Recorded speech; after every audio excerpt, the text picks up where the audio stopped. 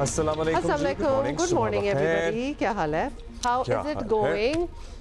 It's going well. Islamabad में ज़ाहिर है कल बड़ा इंपॉर्टेंट एक इवेंट था, लेकिन इस इवेंट की अहमियत और विजिट था, एज इन ज़ाहिर प्रेस टॉक भी थी, इवेंट कह लीजिए, विजिट था, और उस पर हम सर्टनली बात करेंगे। लेकिन इस्लामाबाद में मोटरवेज़ और अतराफ़, और आपको पता है छुट्टियाँ हैं बच्चों की, और जो लोग नथिया गली, मरी और अतराफ़ में गए हुए थे और वापस लाहौर या पंजाब के दीगर शहरों में आना था, वो खासे फंसे हैं, मतलब खासे ख्वार हुए हैं।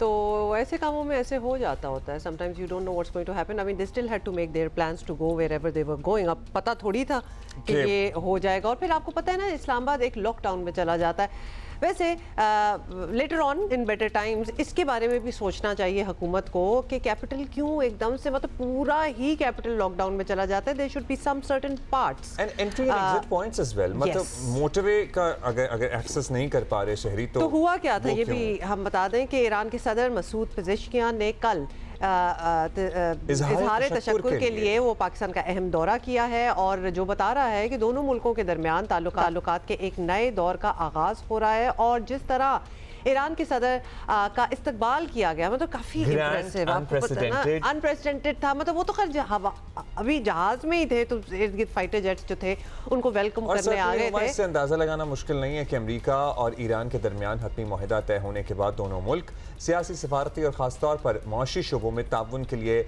नए रास्ते, नए राहें तलाश करने के लिए हम पाकिस्तान और ईरान की बात कर रहे हैं। We are ready. बिल्कुल। ईरानी सदर ने पाकिस्तान की सियासी और अस्करी क़यादत से मुलाकातें की। वज़ीर आज़म शहबाज शरीफ ने ईरानी सदर के साथ मुश्तरका प्रेस कॉन्फ्रेंस में वाज़ेह तौर पर कहा कि अगर दूसरे मुल्कों के पास बैलिस्टिक मिसाइल हैं तो ईरान को भी अपने दिफा का हक है। ये बात तो फेमिलियर होगी ना, आपको पता है, इससे पहले सदर ट्रंप भी कहते थे। सदर ट्रंप ने भी कहा था, बीच में ये शो उठा था, बीच में एक्चुअली फेक न्यूज़ और मिस इन्फॉर्मेशन, डिसइन्फॉर्मेशन इतनी फैलाई जा रही है आजकल कि ये शोशा भी छोड़ा गया था कि प्रॉब्ली इस दौरे में वज़ीर आज़म पाकिस्तान ईरानी सदर से गुफ्तगू करेंगे ईरान के बैलिस्टिक मिसाइल प्रोग्राम पे। इसकी सख्ती से तरदीद की गई, और वज़ीर आज़म पाकिस्तान ने जो कहा वो सुने।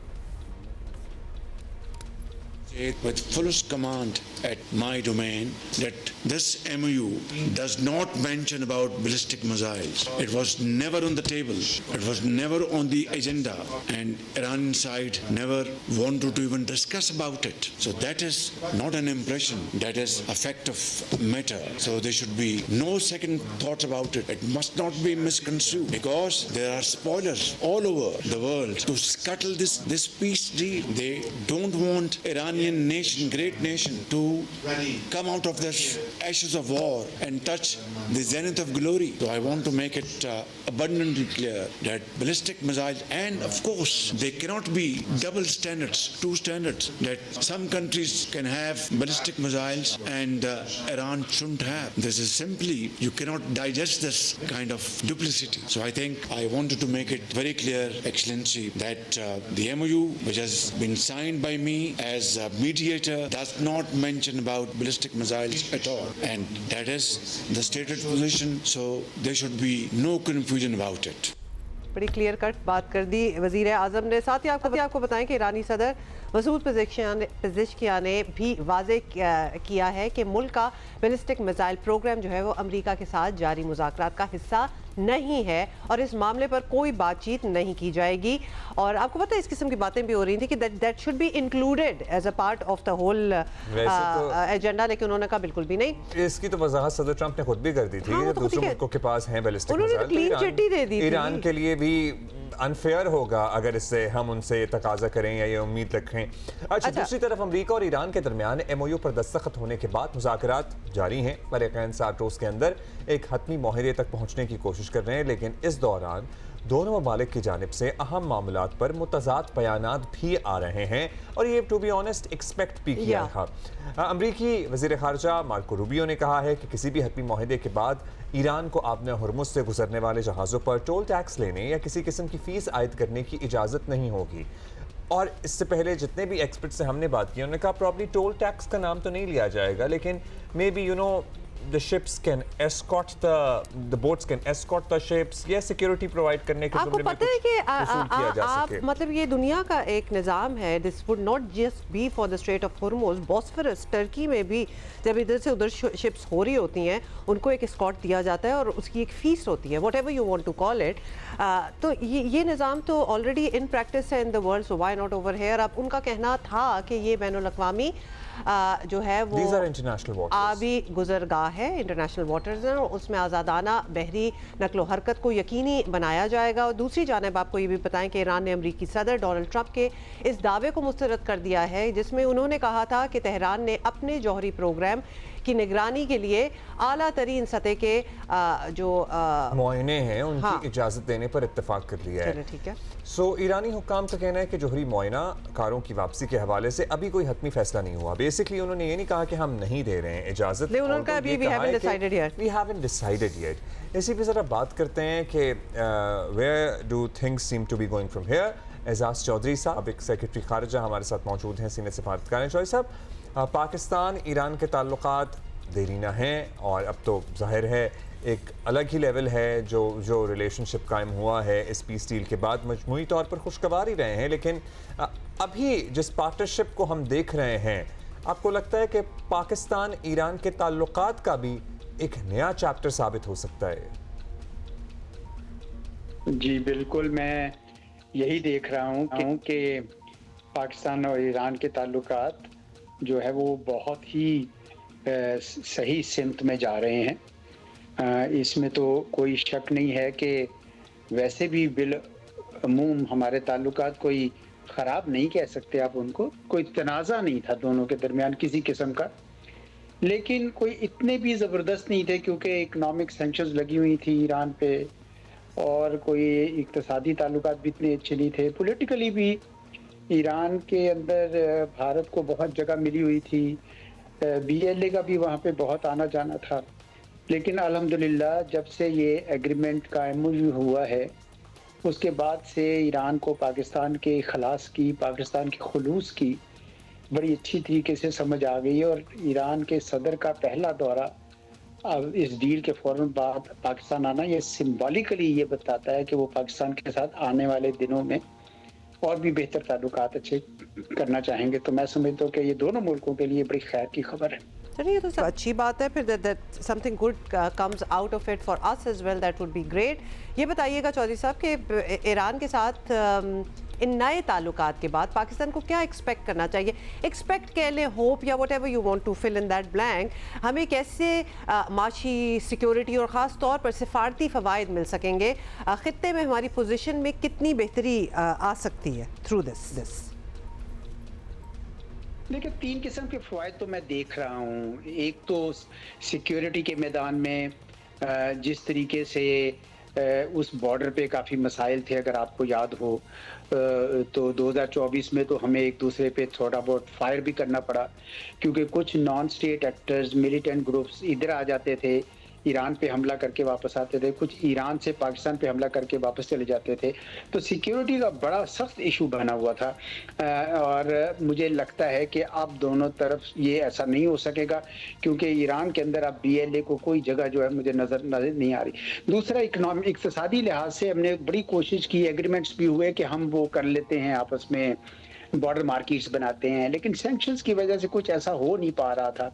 और तीसरा, जियोपॉलिटिकली भी हमें फ़ायदा हो गया क्योंकि ईरान तो पूरा जो जिसे कहते हैं ना, इंडिया के लिए रास्ते खुले थे, चाबहार पोर्ट खुली थी, वो नॉर्थ साउथ कॉरिडोर वहाँ से बना रहे थे। अब यही सारी चीज़ें पाकिस्तान के लिए ज़्यादा आ सकती हैं और सबसे बढ़कर ये है कि यहाँ पे IP गैस पाइपलाइन जो है वो भी बनने की राह निकल सकती है। तो मैं समझता हूँ कि बड़ा ज़रूरी होगा कि हमारी हुकूमत के लिए इस दौरे को इस्तेमाल करते हुए उनसे कोई कमिटमेंट लेके हम इसके ऊपर थोड़ी मजीद प्रोग्रेस करें। जैसी सैंक्शंस उठती हैं अमेरिका की, मैं इस पर बड़ी तेज़ी से काम करना चाहिए। एजाज साहब, ईरान हमारा हमसाया और इससे ताल्लुकात बेहतर रहना यकीनी तौर पर हमारे लिए बेहतरीन है, लेकिन अरब ममालिक हों और अब तो अमरीका भी हो, उससे भी हमारे ताल्लुकात बड़े मजबूत हैं। तो क्या अमन के इस नए दौर में पाकिस्तान के लिए सबको साथ लेकर चलना एक चैलेंज होगा या नहीं? This can be done easily. ये जिम्मेदारी कैसी साबित होगी हमारे लिए? जी, पहले भी थी ना, आपको याद होगा कि सऊदी अरब और ईरान के ताल्लुकात कोई हमेशा से कशीदा ही तकरीबन चले आ रहे थे। लेकिन पाकिस्तान ने कभी भी ये साथ किसी एक का नहीं दिया, कोई हमने तरफ जो है झुकाव नहीं किया। हम हमेशा से ये कहते थे कि सऊदी अरब के साथ हमारे बहुत अच्छे ताल्लुकात हैं, लेकिन ईरान हमारा हमसाया है, बॉर्डर मिलता है उसके साथ, तो इस वजह से हमने कभी भी पोजीशन किसी एक तरफ नहीं ली थी और अल्हम्दुलिल्लाह दोनों मुल्कों ने ये बात समझ भी ली थी। लेकिन इस क्राइसिस के बाद तो आपको पता है कि सऊदी अरब पहले ही ईरान के साथ रेप्रोशमा कर चुका है 2023 में, जब बीजिंग में हुआ था ये। तो अब दोनों को ये समझ आ गई कि पाकिस्तान ने इन दोनों के दरमियान जो जंग, इसराइल तो यही चाहता था कि इन दोनों के दरमियान जंग हो जाए किसी तरीके से, ईरान और सऊदी अरब के दरमियान, उस जंग को रुकवाना और एक दूसरे के साथ दोनों की अंडरस्टैंडिंग पैदा करना, मैं समझता हूँ कि ये पाकिस्तान ने बहुत ही अच्छा काम किया है, नेकी की है इन दोनों मुल्कों के साथ, इस पूरे खित्ते के साथ, अपने साथ भी। तो मुझे लगता है कि ये दोनों अब अप्रिशिएट करेंगे तो पाकिस्तान बिल्कुल ये बैलेंस रख सकता है। जहां तक अमेरिका का ताल्लुक है, अमेरिका को हमने क्रेडिट दिया है जहां जहां जरूरत पड़ती है। आपको याद हो मई 2025 के बाद से जब भारत अमेरिका को कोई क्रेडिट नहीं देना चाह रहा था, पाकिस्तान ने दिया, तो इसीलिए पाकिस्तान की वो इज्जत करते हैं। हमने कोई ये नहीं कहा कि हम चूंकि चीन के दोस्त हैं तो आपके नहीं हो सकते, ऐसा नहीं हमने किया। मैं समझता हूँ कि पाकिस्तान की ये खारजा पॉलिसी जो है ये बड़े सही अंदाज से चलाई जा रही है और इसके लिए हमारे जो काबरीन हैं हुकूमत के, उन लोगों ने जो काम किया है, मैं समझता हूँ कि वो लायक तहसीन है और मुबारकबाद तो बनती है इस मामले में। तो उम्मीद है कि इंशाल्लाह ये आगे भी ताल्लुकात को ईरान के साथ मज़ीद तवाना करेंगे, लेकिन दूसरे किसी मुल्क के साथ उसका नेगेटिव असर नहीं पड़ने देंगे। शुक्रिया आपका एजाज साहब, थैंक यू सो मच। अच्छा जी, इसमें एक और पर्सपेक्टिव भी लेंगे। खुरम शहजाद, बिल्कुल ही और पर्सपेक्टिव है, लेकिन ये बड़ा अहम है बहुत, माशी पहलू भी इसलिए क्योंकि ईरान के लिए आप देखिए कि एक मौशी स्पेस पैदा हो रही है, उनकी करेंसी बेहतर होना शुरू हो गई है, उनको तेल और पेट्रोकेमिकल 7 दिन के लिए एटलीस्ट फरोख्त की इजाज़त मिल गई है। सो जाहिर है कि इससे खित्ते को क्या फ़ायदा हो सकता है, पाकिस्तान की पार्टनरशिप इससे किस तरह इस्तेफादा कर सकती है, ये बट प्राइमरीली ऑब्वियसली हम सवाल तो यही करेंगे कि पाकिस्तान को क्या फ़ायदा हो सकता है, because we want to know. Khurram Shahzad ने हमें ज्वाइन किया, मुशीर वज़ीर ख़जाना है। अच्छा, सबसे पहले तो आपसे हम यही पूछना चाहेंगे कि आलमी सतह पर जो कुछ हुआ और पाकिस्तान की ऑब्वियसली कोशिशें जो हैं वो उनसे ही मुमकिन हुआ और उसमें ईरान पर से बहुत सी पाबंदियां जो हैं वो हट चुकी हैं। Who would have thought even 6 months back, कौन ये सोच सकता था? और ईरान के साथ हमारे ताल्लुकात जो हैं इस वक्त बहुत ही अच्छे लेवल पे चल रहे हैं, तो क्या पाकिस्तान को इसका माशी फ़ायदा होगा या हो सकता है? What do you foresee?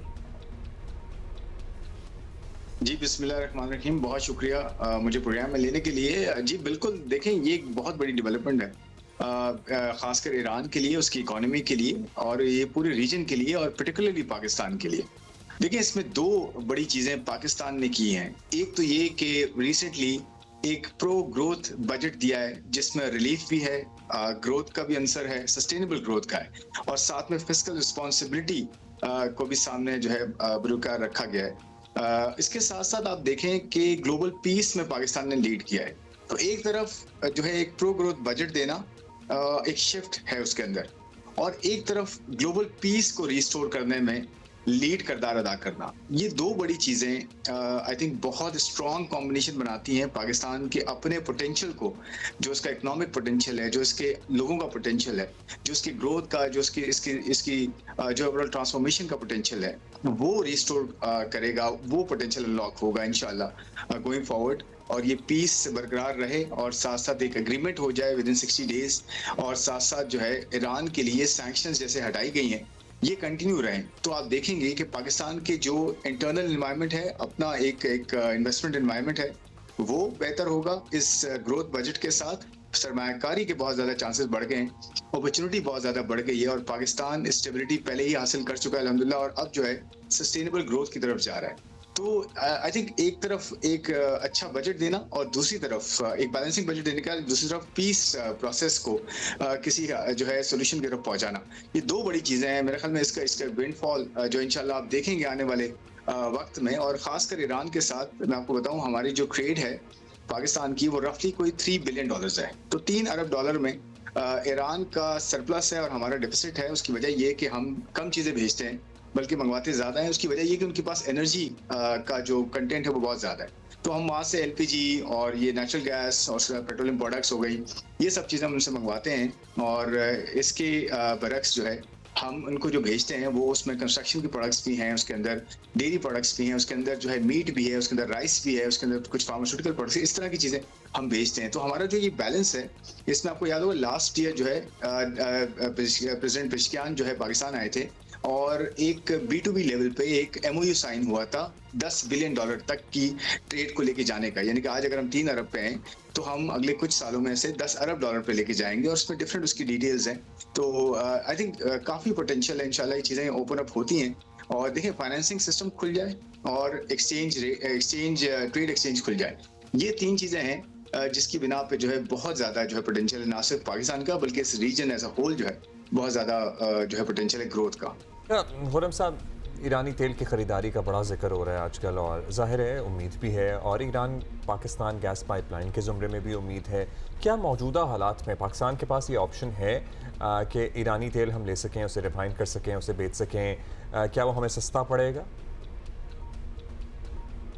देखिए ये तो थोड़ा आगे जाते हुए मेरे ख्याल में आगे का डिस्कशन है, बट देखिए जब भी देखिए नेचुरल चीज़ है, जब भी प्रॉक्सिमिटी होती है किसी भी जगह की, आपके साथ अगर कोई पड़ोसी आपका ऐसा है जिसके पास जो है एक प्रोडक्ट बहुत वाफिर मिकदार में अवेलेबल है, और आपको पता है ईरान जो है ऑयल एंड गैस प्रोडक्शन में दुनिया के टॉप 2-3 ममालिक में आता है, जो कि ऑयल भी बड़ा प्रोड्यूस कर सकते हैं और करते हैं, और एक्चुअली जो है गैस का बहुत बड़ा पोटेंशियल है। तो डेफिनेटली आपके अगर हमसाये के पास एक जो है एनर्जी बहुत जो है वो बड़ी अमाउंट में है, बड़ी रिजर्व्स हैं उसके पास, और आपके पास भी उसी रीजन के अराउंड जो है बहुत ज़्यादा पोटेंशियल है। मैं बलूचिस्तान की बात कर रहा हूँ, KPK की बेल्ट की बात कर रहा हूँ, इन सिंध में भी हमारे यहाँ बहुत ज़्यादा ऑयल एंड गैस का जो है पोटेंशियल है, और ख़ासकर आपको पता है KP में बहुत ज़्यादा है।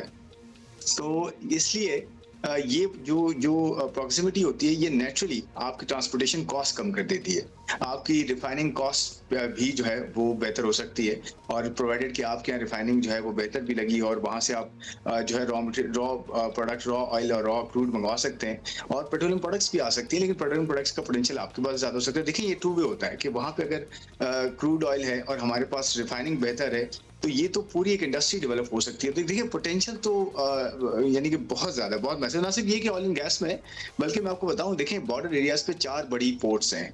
एक कराची पोर्ट है, गवादर पोर्ट है, फिर उनके बंदर अब्बास है, और फिर चाबहार है। तो MOU का जो साइन हुआ था उसमें ये भी था कि ये चारों पोर्ट्स की ये जो ट्रेड और कनेक्टिविटी है, ये पोर्ट्स बहुत बड़ा रोल प्ले कर सकती हैं, और ये पूरे रीजन को सर्व कर सकती है, ये पूरी बेल्ट जिसमें 2 पाकिस्तानी पोर्ट्स हैं और 2 जो है वो ईरानियन हो सकती हैं। तो देखें इसके अलावा जो है हमारी ऑयल की एक पाइपलाइन की बात होती है और गैस की पाइपलाइन की बात होती है, आपको याद होगा, जिसमें इंडिया भी शामिल था पहले, बट फिर बाद में ईरान और पाकिस्तान गैस पाइपलाइन हो गई।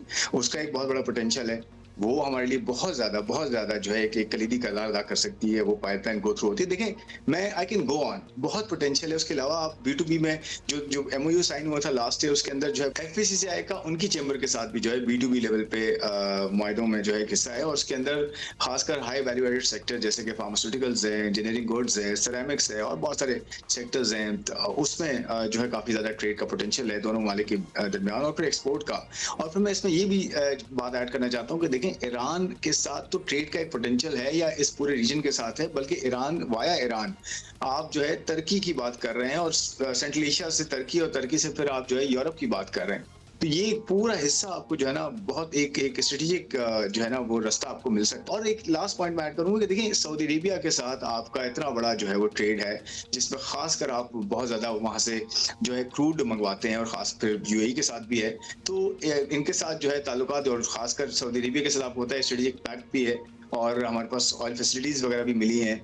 तो मेरे ख्याल में इन्वेस्टमेंट का पोटेंशियल वहाँ से भी बहुत है, और कतर के साथ भी आपके साथ ताल्लुकात बहुत बेहतर हो गए हैं इस पीस प्रोसेस के दरमियान, उसका भी बहुत बड़ा रोल है इस पीस प्रोसेस में। तो ओवरऑल मुझे लगता है इस मिडिल ईस्टर्न रीजन में GCC कंट्रीज के साथ और ईरान के साथ, और पाकिस्तान, तुर्की और फिर चाइना के साथ तो रिलेशंस आपके हैं अच्छे, अमेरिका के साथ बहुत बेहतर आपके रिलेशंस हो गए हैं, तो उसको भी आप अपॉर्चुनिटी और इन्वेस्टमेंट के पर्सपेक्टिव से देखें तो आई थिंक पाकिस्तान बहुत बेहतर, बहुत अच्छी पोजीशन में है कि हम कैपिटलाइज कर सकें regional trade and investment and connectivity की अपॉर्चुनिटी पे, और ग्लोबल भी, जिसमें हमारी एक्सपोर्ट्स के लिए बहुत रास्ते खोलें, और और हमारे एम्प्लॉयमेंट बेहतर हो, जॉब्स क्रिएट हो मजीद, और हमारे एक्सपोर्ट लेग ग्रोथ जो है सस्टेनेबल, वो सही मानों में जो है उसका पोटेंशियल अनलॉक हो सके। पोटेंशियल की बात कर रहे हैं, अपॉर्चुनिटी इन्वेस्टमेंट की बात कर रहे हैं, ये बताएं कि सिर्फ ईरान ही नहीं, अगर हमें दुनिया में किसी से भी माशी फायदा चाहिए या काम करना है, या काम करना है, ऑब्वियसली वी वांट टू, के लिए we want to work on, we want to thrive, we want to progress, we want to work with everybody else. तो अगर हम ये चाहते हैं तो इसके लिए हमारा अपना इंफ्रास्ट्रक्चर जो है वो भी बहुत बेहतर होना होगा। यहाँ प्रोडक्शन सस्ती और ज़्यादा होना है, इंटरनेशनल इन्वेस्टमेंट की नई राहें जो हैं वो खुलना, ये सब ठीक करना होगा हमें, so that we can attract that kind of investment. अब इसके लिए हुकूमत के पास आप बताइएगा कि कोई लॉन्ग टर्म या इवन शॉर्ट टर्म प्लान है? देखें, आपने बजट, जैसे मैंने शुरू में बात की, बजट जो ना बड़ा एक कलीदी रोल प्ले करता है हर साल का, एक बहुत इंपॉर्टेंट जो है वो पॉलिसी मेजर होता है। और इसके अंदर आप देखें इस बजट में एक शिफ्ट आपको मिला है with in the available resources. एक तरफ आप फंड प्रोग्राम में है, उसकी एक बैलेंसिंग आपने की है, फिस्कल रिस्पॉन्सिबिलिटी को आपने सामने रखा है, और एडिशनल टैक्सेस या बर्डनिंग की जगह ब्रॉडनिंग को आपने जो है और डीपनिंग को आपने जो है वो प्रायोरिटी दी है। यानी कि एग्जिस्टिंग टैक्स पेयर पर टैक्स नहीं डाला, उसको आपने उस नेट को फैलाया है और नेट को बड़ा करने जा रहे हैं। रिटेलर्स पे आपने टैक्स किया है। उसके अलावा आप एग्रीकल्चर और जो है प्रॉपर्टी जो सूबे हैं वो उसको इस साल इंशाल्लाह देखेंगे। तो आपके यहाँ ब्रॉडनिंग हो रही है टैक्स बेस की, और साथ साथ रिलीफ, बहुत बड़ी चीज़ है कि आपने सैलरी क्लास को रिलीफ दिया है, और भी जो है प्लान आगे होगा इंशाल्लाह, बेहतरी होगी और टैक्सेस को कम करने में। साथ में आपने कॉर्पोरेट सेक्टर जो हमेशा बर्डन डाला जाता था सैलरी क्लास पे, कॉर्पोरेट सेक्टर पे, अब वहां से हटा के उनको रिलीफ दिया है। सुपर टैक्स देखें कंप्लीट खत्म किया है 15 करोड़ से 50 करोड़ के बीच में, उससे ऊपर भी जो है वो टैक्सेस सुपर टैक्स को कम किया। एक्सपोर्टर्स पे कंप्लीटली सुपर टैक्स 10% हटा दिया है, सैलरी क्लास पे सरचार्ज 10% हटा दिया, और कैस्केडिंग इफेक्ट भी है बिटवीन स्लैब्स, वहां पर भी कमी हुई है। तो देखिए ओवरऑल अगर आप रिलीफ दे रहे हैं, एक्सपोर्ट सेक्टर को रिलीफ दे रहे हैं, इंडस्ट्री को रिलीफ दे रहे हैं, एग्रीकल्चर सेक्टर के लिए आप पूरा पैकेज लेकर आ रहे हैं, जरखेजी स्कीम है, प्राइम मिनिस्टर की और स्कीम्स हैं। आप एक्सपोर्टर के लिए 4.5% पे फाइनेंसिंग अवेलेबल कर रहे हैं, छोटे बिजनेस के लिए फाइनेंसिंग अवेलेबल कर रहे हैं, कोलेटरल फ्री, और आप जो है सूद के बगैर फाइनेंसिंग छोटे काश्तकारों के लिए अवेलेबल कर रहे हैं। तो ये सब चीजें मिलकर, और कंस्ट्रक्शन सेक्टर देखें, कंस्ट्रक्शन हाउसिंग के लिए आपने टैक्सेस को कम किया है। तो अक्रॉस द बोर्ड टैक्सेस को कम करने का मकसद ही है, एक तरफ कॉस्ट ऑफ कैपिटल कम हो जाए, यानी कि जो शरह सूद है वो कमी हो, लोग आसान कर्जे ले सकें, और उसके साथ साथ आप ये जो टैक्सेस को कम किया आपने, इससे इन्वेस्टमेंट का जो पोटेंशियल है, थीसिस है, वो बहुत इंप्रूव हो गया पाकिस्तान को एट द राइट टाइम, जहां पे आपको ग्लोबल पीस आपने दिया, एक अच्छा ग्रोथ बजट आप लेकर आए, एक बैलेंस बजट लेकर आए, और साथ में जो है अब ईरान का अगर रास्ता खुलता है और इस रीजन में जो और स्टेबिलिटी आती है और पैसेस नीचे आती है, तो ओवरऑल आपका इन्वेस्टमेंट थीसिस बहुत इंप्रूव हो जाता है। तो आई थिंक पाकिस्तान इस वक्त बहुत अच्छी पोजीशन में है जहां पे इन्वेस्टमेंट के लिए लोग आएंगे और आ सकते हैं। और आप देखें डॉलर फ्लो आपके बेहतर आ रहा है, रेमिटेंसेस से लेकर, आईटी एक्सपोर्ट से लेकर, और फ्रीलांसर्स से लेकर, काफी ज्यादा जो है पैसा आपका वापस आ रहा है इंशाल्लाह। आई मेरी होपफुल कि अगले 1-2 साल 3 साल बहुत बहुत अच्छे होंगे पाकिस्तान के लिए। आपका खुरम साहब, लेट्स सी, आपने कहा बजट बड़ा कलीदी किरदार अदा करता है और आप पर उम्मीद हैं कि इससे बेहतरी आएगी। अच्छा जी, अच्छा, we have to tell you this कि ICC women T20 world cup आपको पता है ना हो रहा है, उसमें पाकिस्तान भी है। पाकिस्तान को एक और शिकस्त हुई है ऑस्ट्रेलिया के ग्रुप मैच में। हाँ, थैंक यू, यही मैं बता रही थी। ऑस्ट्रेलिया ने ग्रुप मैच में पाकिस्तान वुमेन को 113 रन से शिकस्त दिया। मतलब अब क्या इसके मजीद बात करना। वैसे आपको बता दें 199 रन के जवाब में पाकिस्तानी टीम 86 रन बनाकर आउट हो गई। पाकिस्तान वुमेन टीम की मुनीबा अली ने 32 रन बनाकर, उन्हीं का एक नुमाया जो स्कोर था वो है, तो लिहाजा we are mentioning it here. और पाकिस्तान टीम इवेंट में अब तक एक भी मैच नहीं जीती, और अपना आखिरी मैच जो है ना वो उनका नेदरलैंड्स के खिलाफ खेला जाएगा। कब? One of these days. As if it matters. No, don't say that. It doesn't matter in the long term, but एक भी अगर वो जीत लें तो बड़ी अच्छी बात होगी उनके लिए, तो अच्छी होगी ना। It's a good feeling. Obviously we are out of the tournament, we get it.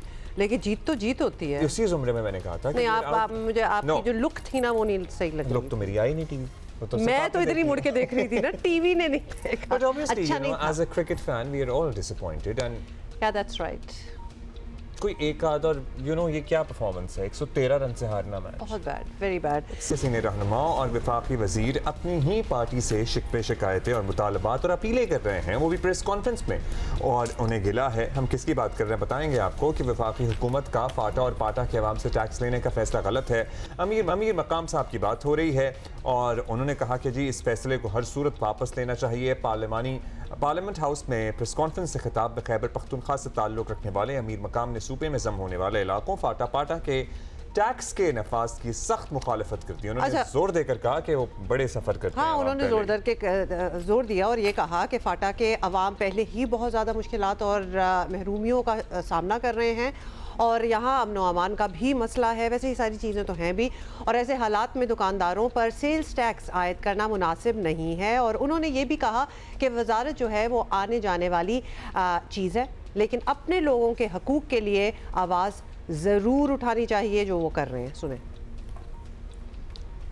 सबके नॉलेज में कि वही मर्जर 2018 में हुई है और इस कंडीशन पर हुई कि 5 साल या किसी किस्म की टैक्सेशन नहीं होगी और 5 सालों में एक लंबी लिस्ट वादे किए गए प्रोविंशियल गवर्नमेंट की तरफ से भी और फेडरल की तरफ से भी, तो देने की बजाय अभी इसी हद तक पहुंचना कि एक आम आदमी पर वही टैक्स का निफाज हो तो जायज़ नहीं है। आप इसमें मजीद तवसी दे दे। तो ये बात हम आज अगर यहाँ आए बहुत मजबूरी से यहाँ आकर खड़े होकर के हमारा ताल्लुक वही से, ये वजारत और ये चीज़ें आने जाने वाली चीज़ें कल होंगे, आज होंगे, कल नहीं होंगे, दूसरे दिन, मगर हमें उन आवाम के अंदर रहना है। तो हम ये बात ज़रूरी समझते कि आज फाइनेंस बिल है, हम दोबारा अपील करते हैं वही prime minister of Pakistan Shehbaz Sharif साहब से और वही अपने सदर से, वही औरंगजेब साहब से और दूसरे जो स्टेक होल्डर से कि इसी तरह आप न करें। अगर कोई दे ही नहीं सकते तो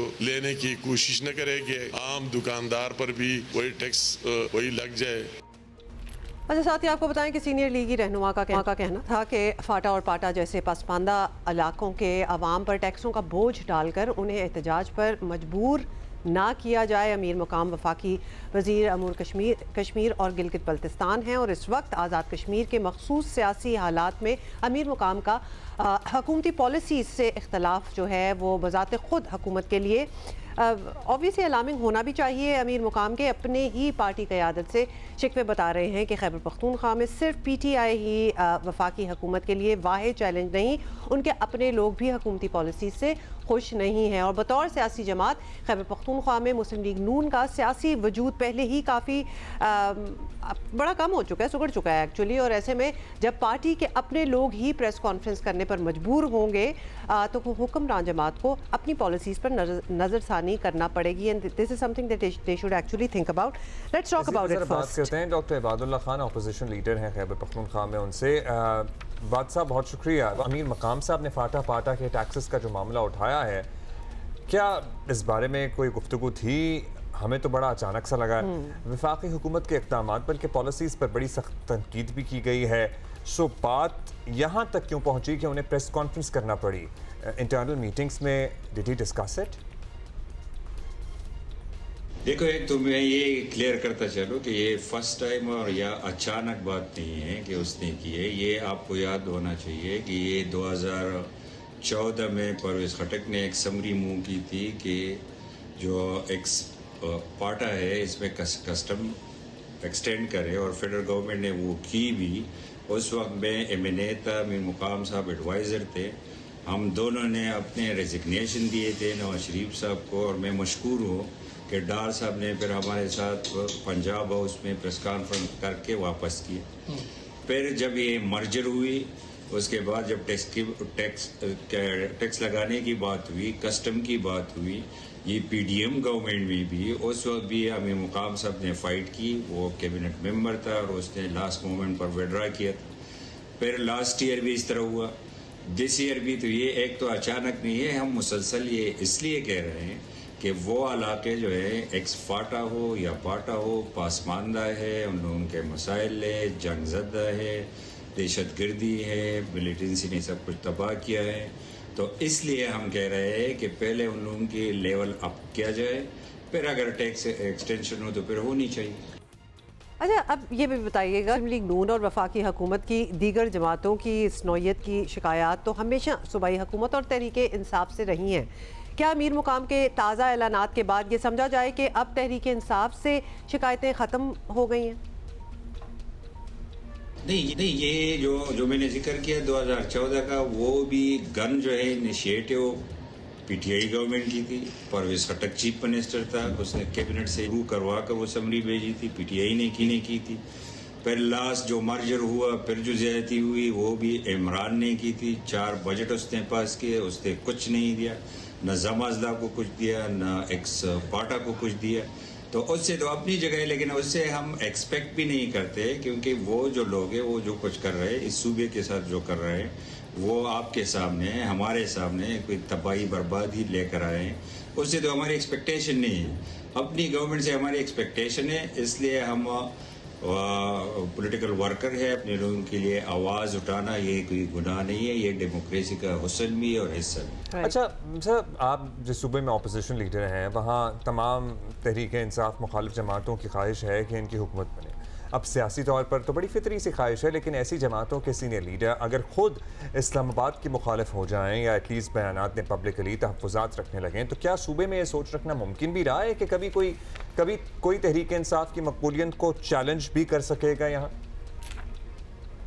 एक बात ये है कि ये हम कोई मुखालिफ नहीं है, हमारी लीडरशिप है, हमारी पार्टी है। अमीर मुकाम साहब सिर्फ कैबिनेट मेंबर नहीं है बल्कि वो प्रोविंशियल प्रेसिडेंट भी है, और जिस तरह इफेक्टिवली वो परफॉर्म कर रहे हैं अब सबको पता है कि जितने भी हमारे प्रोविंस में जितने भी प्रोविंशियल प्रेसिडेंट हैं, तो किसी की भी एक्टिविटीज़ परफॉर्मेंस अमीर मुकाम साहब जितना नहीं है, ऐसी कोई बात नहीं है। ये हमारे लोगों की जो डिप्राइवेशन है, हमारे इलाकों की जो गुर्बत है, उस हवाले से बात करना ये हमारी ड्यूटी है, हमारी जिम्मेदारी है।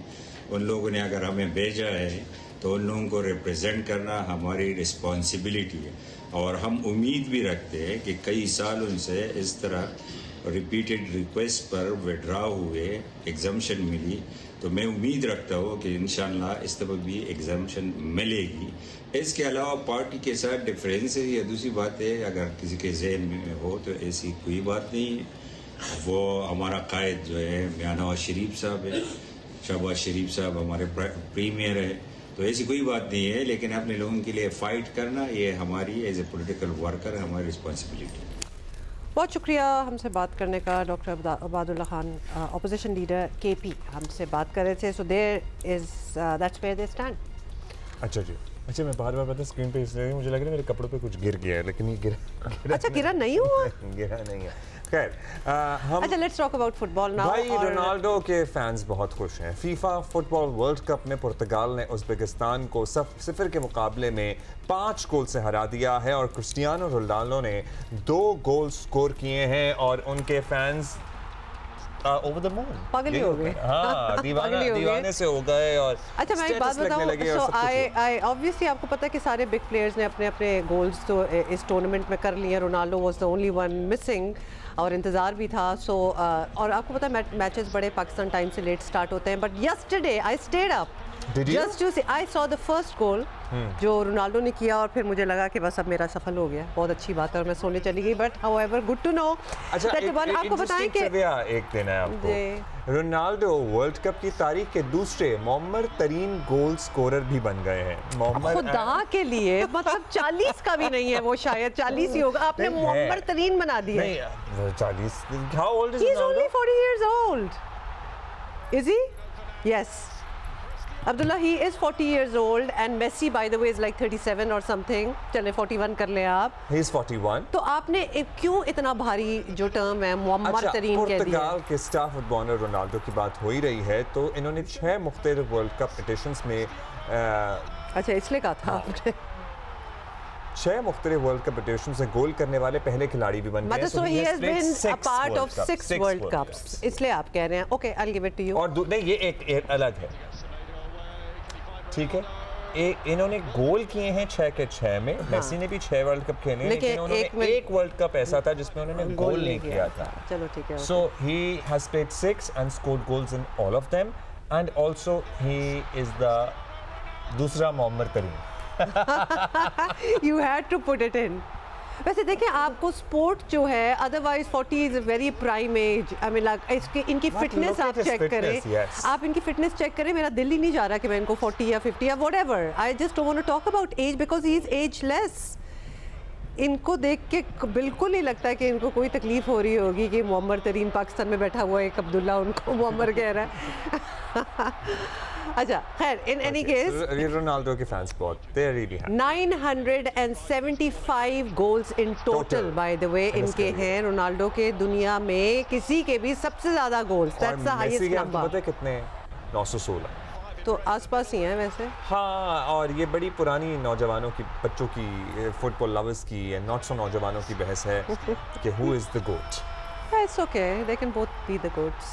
Both are the GOAT. It's unfair to pick one when the talent is of this level. अच्छा ओके, ये हो गया ये हम आपको। इसके अलावा भी बाय द वे कुछ मैचेस हुए थे, जैसे कि इंग्लैंड का भी हुआ था मैच विद घाना जिसमें कोई गोल नहीं हुआ था। So that also happened, nothing to mention there. हम यूरोप और लंदन और इर्द-गिर्द की शदीद गर्मी की बात करेंगे। यूरोप शदीद गर्मी की लपेट में है। फ्रांस में दर्जा हरारत 43 डिग्री 43। गर्मी से बचने के लिए पिछले 6 दिनों में मुख्तलिफ मकामात पर नहरों झीलों में नहाते हुए 40 अफराद डूब कर हलाक हो गए। गर्मी से मर गए हों। शदीद गर्मी के बायस पेरिस के आईफिल टावर को जल्दी बंद करना पड़ा है और बरतानिया में आज भी लग रही थी कल गर्मी की वार्निंग जारी कर दी है। वार्निंग जारी की इंग्लैंड और वेल्स में 300 से ज्यादा स्कूल जो हैं वो बंद हो गए हैं। इतनी गर्मी है, वैसे तो समर में स्कूल क्यों खुले हुए थे, पता नहीं क्या कर रहे थे वहाँ। खैर, इन एनी केस अनप्रेसिडेंटेड गर्मी जो है वो इस वक्त यूरोप में। और अगर पाकिस्तान से कोई उठ के यूरोप इस वक्त जा रहा था या गया हुआ था थिंकिंग कि ज़रा बेहतर मौसम होगा और यूरोप चलते हैं, तो वेरी सॉरी अबाउट दैट। यहाँ कराची से ज़्यादा ही गर्मी है वैसे इस वक्त पेरिस में। Actually Karachi is not so bad. हाँ, एक्चुअली टेंपरेचर भी कराची से ज़्यादा है। नहीं, थोड़ा सा यूरोप और दिखा दें। अच्छा ठीक है, ठीक है, नहीं देख लिया। अच्छा जी, अभी हम आगे बढ़ेंगे और आपको बताना यह है कि BRT येलो लाइन कराची में 8 अरब रुपए की मुबैना करप्शन के मरकजी मुलजिम साबिक प्रोजेक्ट डायरेक्टर ज़मीर अब्बासी का 5 रोज़ा रिमांड पर एंटी करप्शन पुलिस को के हवाले करने का प्रोसेस शुरू हो गया है और मुलजिम ज़मीर अब्बासी को कल सिटी कोर्ट में पेश किया गया। तफ्तीशी अफसर ने अदालत को बताया कि मुलजिम ज़मीर अब्बासी को लाहौर से गिरफ्तार करके ट्रांजिट रिमांड पर कराची लाया गया है। वकील सफाई ने इख्तलाफ करते हुए कहा कि ज़मीर अब्बासी के खिलाफ 10 जून को FIR दर्ज की गई, उन्हें 11 जून को गिरफ्तार किया गया। एंटी करप्शन हुक्काम ने साबिक प्रोजेक्ट डायरेक्टर ज़मीर अब्बासी समेत दीगर मुलजिमान के खिलाफ इब्तदाई रिपोर्ट भी अदालत में जमा करवा दी। अच्छा, साथ ही आपको बता दें कि रिपोर्ट के मुताबिक येलो लाइन BRT के 3 अहम तामीराती मंसूबों न्यू जाम सादिक पुल और दाऊद चौरंगी पर डिपो 1 और इंडस अस्पताल के करीब डिपो 2 की तामीर में शदीद नौयत की माली बेज़ाब्तगियाँ जो हैं वो सामने आईं और मुलजिम ने ठेकेदारों को फ़ायदा पहुँचाने के लिए बग़ैर बैंक गारंटी अरबों रुपए की एडवांस अदायगियाँ की। क्यों?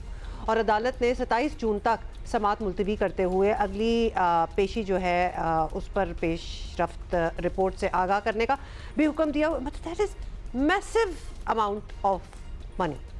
अमीन अकबर हमारे साथ ही हमारे मौजूद हैं, उनसे मालूम करते हैं कि अब आगे क्या होगा। अमीन, पहले तो ये बता दीजिए कि येलो लाइन से मुताल्लिक इल्ज़ामात हैं वो एग्जैक्टली क्या हैं, उसकी तफसील क्या है और जो अदालत में पेश किया गया है केस वो कितना मजबूत नज़र आता है? जी, BRT येलो लाइन मुबैना करप्शन का मामला है। साढ़े 8 अरब रुपए की ये करप्शन बताई जा रही है कि इस मंसूबे में एडवांस पेमेंट की मद में की गई है।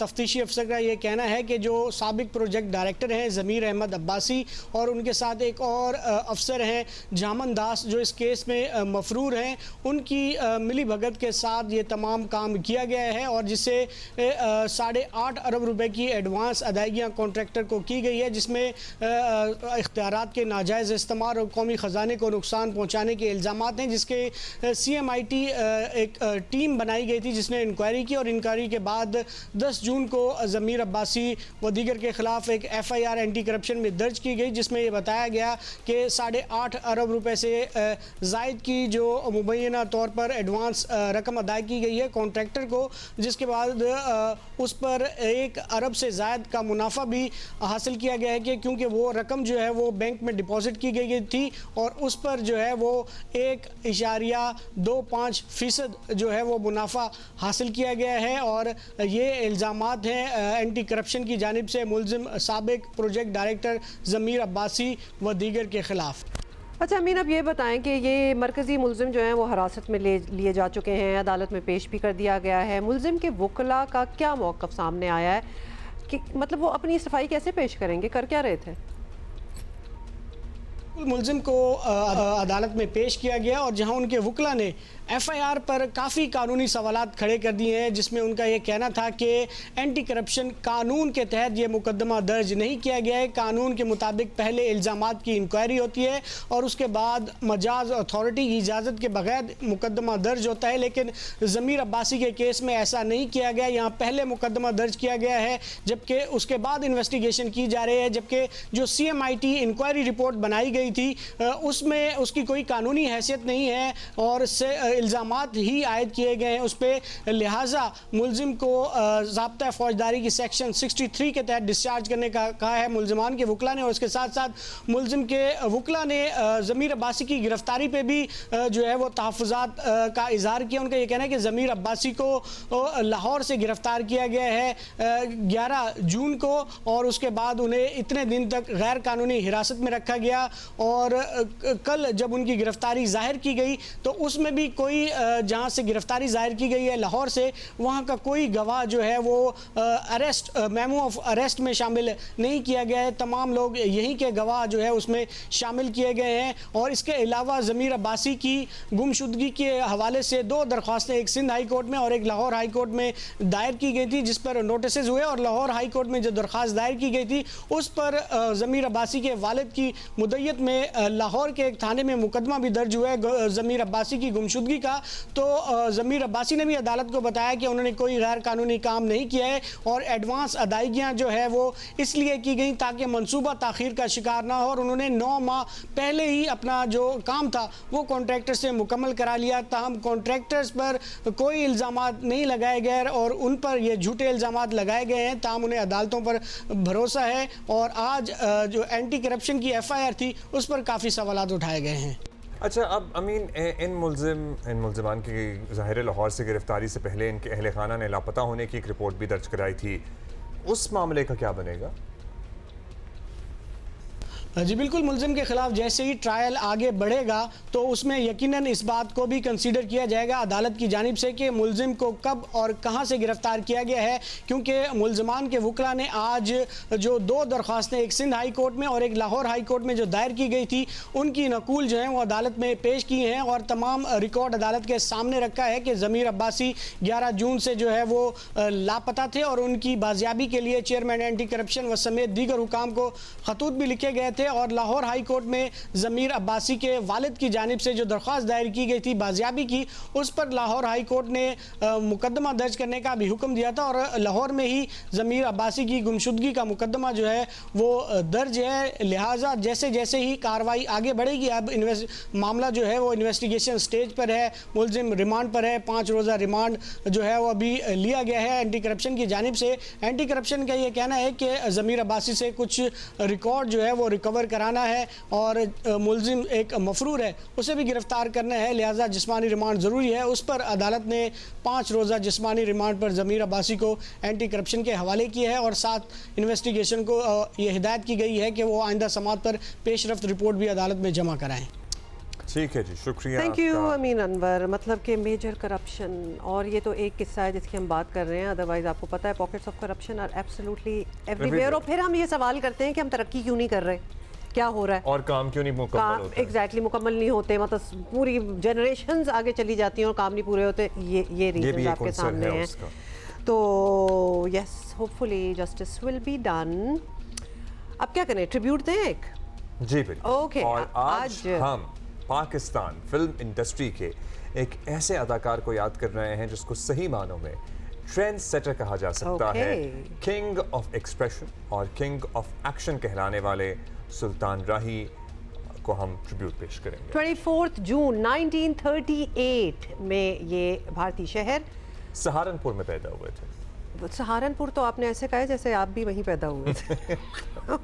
सहारनपुर किधर है? Obviously, naturally. अच्छा जी, सहारनपुर में पैदा हुए थे। सुल्तान राही ने तकरीबन 804 फिल्मों में अदाकारी के जोर दिखाए, 804 अंदाजा करें। मगर मौला जट का किरदार जो है वो उनकी शनाख्त बन गया। एंड पता है, he even if you don't know him और his name, which would be quite off, तो मौला जट से तो आपको हमेशा यही याद आएंगे, एब्सोल्युटली, या फिर आपको फवाद खान आते हैं याद? नहीं, सुल्तान है रही ना, याद आता है। सुल्तान रही आते हैं। I don't know why but मेरी नजर जो थी ऑब्वियसली मुस्तफा कुरैशी साहब के कुल्हाड़े पे पड़ गई। कुल्हाड़े पे पड़ गई, वो बहुत छोटा नहीं था। अच्छा, ये तस्वीर आप देखें, बड़ी आइकॉनिक हैं। इसमें मोहम्मद अली बॉक्सर और सुल्तान राही मौजूद हैं एंड ये तब की है जब मोहम्मद अली साहब पाकिस्तान के दौरे पर बड़ा प्लेफुली जो है ये सुल्तान राही जो है वो उनको एक बॉक्स, खैर मार तो नहीं रहे होंगे, एक्शन ही होगा। हाँ, तस्वीर पोज कर रहे हैं, पोज कर रहे हैं। Okay, watch this. Was this a time when there was not much advancement in fake hair and fake मूछें? अब्दुल्ला, व्हाट डू यू से?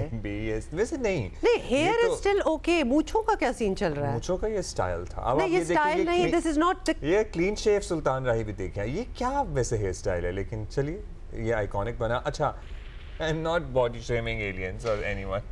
नो, एलियन को तो मतलब बॉडी शेम क्या करना था, बट ये हमने ट्रिब्यूट देना था।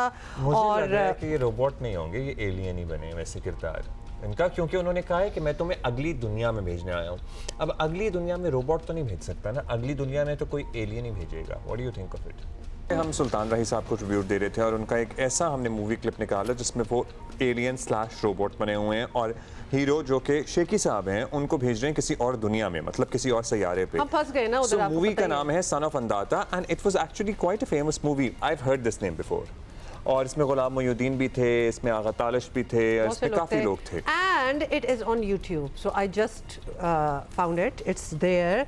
और कोई 2.5 घंटे की मूवी है, जरूर देखें। बाबरा शरीफ भी हैं बाय द वे इसके। जब आपको मौका मिले आप देख सकते हैं इसको। You can watch this. लेकिन हमारे पास बातें बहुत हैं और क्योंकि हमारे पास हमारे गेस्ट भी इंतजार कर रहे हैं, राशिद लतीफ़ भी वेट कर रहे हैं, सुहेल इमरान भी हैं। लेकिन बात ये हो रही है कि पाकिस्तान की टेस्ट टीम में बड़ी तब्दीलियों के इम्कानात जो हैं वो नज़र आ रहे हैं। शान मसूद की कप्तानी पर भी जो है ना तलवार लटक रही है, कुछ पता नहीं कि वो रहेंगे कि नहीं। शान मसूद को साल 2023 में पाकिस्तान टेस्ट टीम की क़यादत सौंपी गई थी, लेकिन टीम के हिस्से में ज़्यादातर नाकामियाँ ही आई और पाकिस्तान के आइंदा दौराए वेस्ट इंडीज़ और इंग्लैंड के लिए रेड बॉल क्रिकेटर्स का जो तरबियती कैंप है वो LCCA ग्राउंड में जारी है, जहां 22 खिलाड़ियों पर सिलेक्टर्स और टीम मैनेजमेंट की गहरी नजर है। So it's gonna be decided who is going to be in. Zara का कहना है कि इंग्लैंड और वेस्ट इंडीज़ के दौरे के लिए 17 रुकनी स्क्वाड का इम्कान है और 5 टेस्ट मैचेस के लिए एक ही स्क्वाड का ऐलान किया जाएगा। फिटनेस मसाइल के बायस सऊद शकील की टेस्ट मैचेस में सीरीज़ में शमूलियत नहीं हो रही है और ये है सूरत हाल। बताएं और क्या क्या है जी? अच्छा जी, कई तब्दीलियाँ इसके अलावा मुतवक्के हैं। आपका ये बता दें कुछ तब्दीलियाँ भी मुतवक्के हैं। मोहम्मद रिजवान भी जो हैं वो अनफिट होने की खबर आई है। ज़राए के मुताबिक इंजरी के मसाइल के बायस सेलेक्टर्स को टेस्ट स्क्वाड में तब्दीलियाँ करनी पड़ रही हैं। बज़ाहिर टेस्ट स्क्वाड में कई तब्दीलियाँ मुतवक्के हैं। बांग्लादेश के खिलाफ टेस्ट खेलने वाले शाहीन आफरीदी, हसन अली, नुमान अली की जगह नए खिलाड़ियों को शामिल किया जाएगा। फास्ट बॉलर्स मोहम्मद अली, उबैद शाह और शाहनवाज धानी को भी मौका मिल सकता है। अच्छा, कप्तान शान मसूद की क़यादत भी बज़ाहिर जो है ख़तरे में लग रही है, जिस तरह हमने आपको बताया है। बेशतर मौके देने के बावजूद टीम शान मसूद की क़यादत में नताइज नहीं दे सकी ना। What is the reason for that? Shan Masood की कप्तानी में 16 टेस्ट मैचेस खेले गए हैं, लेकिन कौमी टीम को 12 टेस्ट मैचेस में शिकस्त का सामना करना है। सो 12 out of 16 they did not win. यहाँ तक कि गुज़िश्ता महीने बांग्लादेश में होने वाली 2 मैचेस की टेस्ट सीरीज़ में भी पाकिस्तान को वाइट वॉश का सामना करना पड़ा। कमेटी और बोर्ड का असल इम्तिहान तो ये है कि शान मसूद को हटाएं तो लाएं किसे? What a big question that is. तो यही पूछ लेते हैं, फिर यहीं से शुरू कर लेते हैं। राशिद भाई हमारे साथ, सुहेल इमरान हैं, दोनों हमारे साथ हैं। सो अस्सलाम वालेकुम टू बोथ ऑफ यू। पहले हम ज़रा खबरें ले लें सुहेल भाई से। सुहेल भाई कैसे हैं? बताइएगा, मतलब काफ़ी तवील फहरिस्ती आ गई है अनफिट लोगों की भी जो नहीं शामिल किए जाएंगे उनकी भी, जिनके शामिल किए जाने का इम्कान है उनकी भी। If you can wrap that up for us. जी अस्सलाम वालेकुम अब्दुल्ला रहमा, बहुत शुक्रिया आपका। अभी ये लिस्ट जो है वो बड़ी महदूद है, क्योंकि जब कल रात को खबर आई थी मोहम्मद रिजवान की अनफिट होने की और उसके लिए रोहेल नजीर जो हैं वो अब कैंडिडेट हैं स्क्वाड में शामिल होने के। गाजी गोरी पहले ही दूसरे विकेट कीपर के तौर पर थे मोहम्मद रिजवान के साथ, लेकिन मोहम्मद रिजवान के बारे में यही पता चला है कि वो उनका रिहैब हो रहा है। इसके साथ साथ जो मिडिल ऑर्डर बैटर हैं साउशकील, जिनकी बांग्लादेश के खिलाफ सीरीज बहुत ही बुरी गई थी और वो तौक़्क़ात पर पूरा नहीं उतरे थे, वो लग ये रहा था कि वो उस वक्त से जो है वो अपनी इंजरी जो है वो कैरी करते हुए आ रहे थे, और अब भी उनके बारे में यही पता चला है वो मुकम्मल फिट नहीं है, डाउटफुल है वेस्ट इंडीज और इंग्लैंड के जाने के लिए। और उनकी जगह पर आज या कल में एक और मिडिल ऑर्डर बैटर हैं, उनको जो 22 मेंबर्स का कैंप जारी है एलसीसी ग्राउंड में रेड बॉल का, उसमें उनको बुलाया जा सकता है। इसके साथ साथ मजीद 2 से 3 खिलाड़ी ऐसे हैं जिनके बारे में कहा यही जा रहा है, बड़े मेन खिलाड़ी हैं, कि उनकी रिकवरी के ऊपर काम हो चुका हुआ है और वो अब फिटनेस की तरफ चल रहे हैं, क्योंकि अभी 3 से 3 हफ्ते हैं। पहला मैच जो खेला जाना है वेस्ट इंडीज में वो 4 रोजा मैच है और वो 18 से शुरू होना है, तो उसमें भी थोड़ा सा वक्त है, तो वो रिकवर मजीद कर सकते हैं। लेकिन 2 से 3 प्लेयर्स ऐसे हैं जो कि पाकिस्तान टीम के मेन खिलाड़ी हैं, वो भी फिटनेस मसाइल से 2-4 हैं। इसलिए फोर्स तब्दीलियां जो हैं वो एंड वक्त के ऊपर कौमी सिलेक्शन कमेटी जो 4 रुकन है, उसके साथ साथ मैनेजमेंट है, सरफराज अहमद उसमें शामिल हैं, उन्होंने कल भी सोच विचार इस हवाले से की थी। 2-3 दिन पहले इब्तदाई इस हवाले से मुशावरत हुई थी। कल जब मुशावरत हुई है तो उसमें इन खिलाड़ियों की फिटनेस के हवाले से जांचा भी गया था और रिपोर्ट भी ली गई थी मेडिकल स्टाफ से, तो अभी उनके ऊपर भी शुबह शुबहात हैं। इसलिए फोर्स तब्दीलियां करनी पड़ेंगी सिलेक्शन कमेटी को। नए खिलाड़ी इस स्क्वाड में हिस्सा बन सकते हैं। 17 रुक नहीं जाएगा क्योंकि 5 टेस्ट मैचेस हैं और इंग्लैंड वापस आना है वेस्ट इंडीज से 2 टेस्ट मैचेस खेलने के लिए, तो एक ही स्क्वाड होगा। तो 1-2 दिनों में खिलाड़ियों की रिपोर्ट्स और शायद हो सकता है कि जिन खिलाड़ियों का मैंने जिक्र किया रिजवान और सौशकील के अलावा उनके फिटनेस टेस्ट हों अगले 2-4 दिनों के अंदर, फिर ही जो है वो 17 रुकनी स्क्वाड के जो नाम है वो सामने आ सकेंगे। जिस तरह शान मसूद का अपने इंट्रो में भी जिक्र किया, 12 टेस्ट मैच में सिर्फ कामयाबी हासिल कर सके और उसके साथ साथ 16 टेस्ट मैचेस वो कप्तानी कर चुके हैं 2023 से लेके अब तक। जब बांग्लादेश से 2 टेस्ट मैच पाकिस्तान हारा 20-22 मई की बात है, उस दिन तक तो कैटेगोरिकली ये फैसला हो चुका हुआ था कि शान मसूद वेस्ट इंडीज जाने वाली टेस्ट टीम के कप्तान नहीं रहेंगे, उनकी जगह पर नए कप्तान को लाया जाएगा और उसके लिए मजबूत कैंडिडेट अब तक भी जो हैं वो सलमान अली आगा ही हैं। लेकिन उसके बाद थोड़ी सी चीजें ऐसी डेवलप की, इवॉल्व हुई कुछ चीजें कि वो जो फैसला था उसका ऐलान नहीं हो सका था, बल्कि उस फैसले को रिकंसिडर किया जाने लगा और अभी भी तलवार जरूर लटक रही है। जिस तरह हर तरफ बातें भी हो रही हैं, आपने भी जिक्र उस चीज का किया, लेकिन अब तक हतमी फैसला इस चीज का सोहेल इमरान, हम एक्चुअली ऑल्टरनेटिव भी तलाश कर रहे हैं। बहुत से सवाल उठे हैं आपने जो इन्फॉर्मेशन दी है। नंबर 1, ये इतने ज़्यादा प्लेयर्स को एक साथ ही फिटनेस चैलेंजेस क्यों हो रहे हैं कि अभी हमें नाम भी नहीं पता कि कौन जाएंगे कौन नहीं जाएंगे। So we want to know about that. And also वो जो सवाल हमने पहले छोड़ा था, राशिद भाई आपसे पूछेंगे, who do you see in place of Shan Masood? मतलब वो ना हो तो कौन? अस्सलाम वालेकुम जी। सबसे पहले तो शान मसूद का है कि बहुत लेट कर दिया, अगर इनको हटाना था तो उसी वक्त हटा देते। जैसे सोहेल भाई ने कहा कि बांग्लादेश की सीरीज तो 2-0 से हम हार गए थे और उस वक्त आप डेवलप करना शुरू कर देते कि कौन सी टेस्ट स्क्वाड हमारा बनेगा।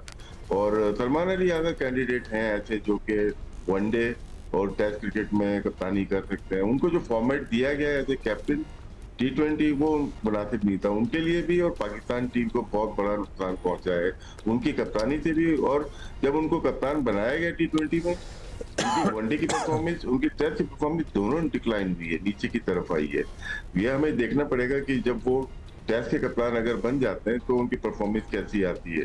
दूसरी बात, जैसे सोहेल भाई बात कर रहे हैं फिटनेस की, तो बहुत बड़ा क्वेश्चन मार्क हमारी मेडिकल टीम के ऊपर आ जाता है कि बैठे बैठे ट्रेनिंग में कैसी ट्रेनिंग करा रहे हैं कि सारे ही अनफिट हो रहे हैं। बैट्समैन तो चल जाता है, बैट्समैन तो चल जाता है, खेल जाएगा। मेन इशू हमारे फास्ट बॉलर का है। इंजरी प्रोन बहुत सारे फास्ट बॉलर हैं जो कि शुरू के 2 स्पेल या 1 स्पेल अच्छा करते हैं और उसके बाद वो जाके बेंच पे बैठ जाते हैं और पूरा मैच, टेस्ट मैच हमारा क्रॉस कर जाता है, जिसमें खुर्रम शहजाद की मिसाल थी और भी ऐसे बॉलर हैं जो कि अनफिट हो जाते हैं। हमें ये देखना है कि किस तरह से इनको फिट किया जाए या यंग बॉलर्स कौन से आ रहे हैं। सुनने में यही आ रहा है या समझने में यही आ रहा है कि पाकिस्तान शेप अप कर रहा है, नई टीम बनाने जा रहा है तीनों फॉर्मेट में। उस पर टाइम जरूर लगेगा, 6 महीने से 8 महीने लगेंगे, बहुत सारे नए प्लेयर आना शुरू हो जाएंगे और उसमें हमें सबसे ज्यादा अच्छी जरूरत जो है वो कैप्टनसी के तीनों फॉर्मेट में। ठीक है, वनडे का जो हमारा वर्ल्ड कप आना है उसके लिए तो अभी से हमें कैप्टन बनाना पड़ेगा, लेकिन तीनों फॉर्मेट में हमें एक यंग कैप्टन की जरूरत है। तीनों फॉर्मेट में आपको वैसे कैप्टन्स चेंज होते हुए भी नजर आ रहे हैं? Do you see that happening Rashid भाई? ये परफॉर्मेंस इतनी अच्छी नहीं है ना, और फिर लीडरशिप क्वालिटी नहीं है। कप्तानी अलग चीज है, एक होता है टीम जब खराब कारकर्दगी दिखाती है तो फिर लीडर आता है सामने, और वो या फिर ऐसा भी हो सकता है कि मे बी शाहीन को वनडे के बजाय दोबारा T20 की कप्तानी सौंप दी जाए। क्या टाइम इतना शॉर्ट रह गया, क्यों बना चुके थे पहले, और वही तो दोबारा। अच्छा राशिद भाई, ये एक साल अभी जो हमने ये बात की है, मतलब कि ऑब्वियसली उनको इतनी ऐसे कैप्टन सक्सेसेस नहीं मिली, 12 out of 16 is a very bad record, लेकिन फिर भी एक वो उन्हीं को सिंगल आउट क्यों किया जा रहा है? मतलब कि जब कोई टीम जीतती है या हारती है तो सारा क्रेडिट या मलबा जो है वो सिर्फ कप्तान को ही क्यों मिलता है? अब उनको हटाने की बातें हो रही हैं, what about the rest of the team? So why is one person responsible for the entire जीतना हारना of a team situation? Sir ये प्रेशर होता है बोर्ड के ऊपर, सिर्फ पाकिस्तान की बात नहीं कर रहा, इंग्लैंड पे हुआ था अभी, मैन स्टोक का केस हुआ, कप्तानी से हटाया फिर लेके आया, वो बहुत सारे केसेस डिफरेंट कंट्रीज में होते हैं। जब आपको देखने में आता है कि प्रेशर मीडिया का ज्यादा हो रहा है और प्लेयर्स का प्रॉब्लम हो रहा है, फिर हम सेंट्रल कॉन्ट्रैक्ट में लेके चले गए, वहां पे तब्दीली की है, थोड़ा पैनिक किया हमने, ऐसा नहीं है, वहां पे हमने थोड़ा पैनिक कर दिया कि कुछ डिसीजन ऐसे किए जिसका लॉन्ग टर्म नुकसान हो सकता है हमें। उसी के अंदर अब नया इश्यू है कैप्टनसी का। सही। तो कैप्टनसी का इश्यू लेके आ गए हम सामने, और शायद जहाँ पे आप 16 मैच खेले, कितने हार गए, वहां पे आप एक टर्म और शान मसूद को करा सकते थे, लेकिन क्या एक इश्यू जनरेट हो गया ऑटोमेटिकली कि हमें चेंज कर रहा है तो एक साल पहले ही आपको पता हो गया था कि टीम में इतनी जान नहीं है, ना कैप्टनसी में इतनी क्वालिटीज है कि टीम को लेके जाए। हमने उसको लंबा किया, लेके गए, आखिर तक लेके गए, तो हमें कौन सा ऐसा कैप्टन मिल गया या कौन से ऐसे प्लेयर आ गए या क्या ऐसी चीज आ गई है कि हम चेंज करने जा रहे हैं? तो चेंज करना तो मेरा ये मशवरा था कि पहले भी था आपके साथ शो किए कि शान मसूद की कप्तानी हो या सलमान अली आगा की T20 की, हम इत्तेफाक नहीं करते थे उन चीजों पे। अगर बोर्ड अप करना चाहता है तो अब इसमें is that already a discussion in the board? ये भी हम पूछ लेते हैं सुहेल भाई, हम ज़ाहिर शान की बात कर रहे हैं, क्या बाकी फॉर्मेट्स में भी कप्तानों की तब्दीली अब नागुज़ीर हो चुकी है? Is there a discussion in PCB headquarters regarding this? Abdullah, अभी तो फौरी तौर पे जो टेस्ट की कप्तानी का मामला है वो डिस्कस जरूर हो रहा है। पिछले मैंने जैसे जिक्र किया कि राशिद भाई ने भी उसको एंडोर्स किया, जिस तरह 2 टेस्ट मैचेस आप हारे हैं, तब अगर फैसला कर लिया गया था तो अनाउंसमेंट उसी वक्त हो जानी चाहिए थी। अब 3 से 4 हफ्ते उस चीज को गुजर चुके हुए, कई चीजें डेवलप भी हुई, लेकिन ये आप नहीं कह सकते कि इसके ऊपर बात नहीं हो रही या बहस नहीं हो रही, डेफिनेटली हो रही है। और ऑल्टरनेट क्या? राशिद भाई से भी हमने सवाल पूछा, आप बताइए, अगर वो नहीं तो फिर कौन? जी, इस वक्त तो सलमान अली आ गए और वो मुकम्मल अगर फिट भी हैं, टीम में शामिल भी हैं, दस्तयाब भी हैं, तो सलमान अली आगा इस वक्त मजबूत कैंडिडेट हैं टेस्ट टीम की कप्तानी के लिए। लेकिन वही बात आ जाती है कि अगर आपने पहले फैसला ये करना कि आया शान मसूद को चलती हुई जो सर्कल है वर्ल्ड टेस्ट चैंपियनशिप का उसके बीच में ही हटाना है, या तो आप इससे पहले हटाया जा सकता था, जैसे कि राशिद भाई ने भी कहा। अगर अब चल रहा है तो अब आपने यही फैसला करना है कि आपने इस साल में बाकी 7 टेस्ट इस साल में खेलने हैं, 2 टेस्ट मैचेस नहीं, तो अगर सलमान अली आगा को, जी सुहेल और राशिद भाई आपसे भी ये पूछेंगे कि अगर सलमान अली आगा को कंसिडर किया जा रहा है तो उनको फिर T20 से भी निकालना पड़ेगा, क्योंकि उनकी performance as a T20 captain भी इतनी कोई इनकरेजिंग नहीं है। जी हुमा, उनकी टेस्ट में अगर उनकी देखी जाए कारकर्दगी, सलमान अली आगा की 6-7 जिस नंबर पे भी आते हैं वो उनकी कंपैरेटिवली कारकर्दगी बेहतर है।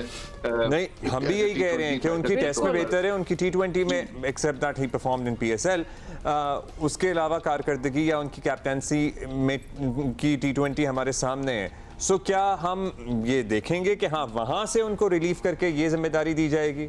मतलब बाटर कर लेना आप इधर कि जी आपको वो हटा रहे हैं, ये दे रहे हैं? Is there a news regarding this?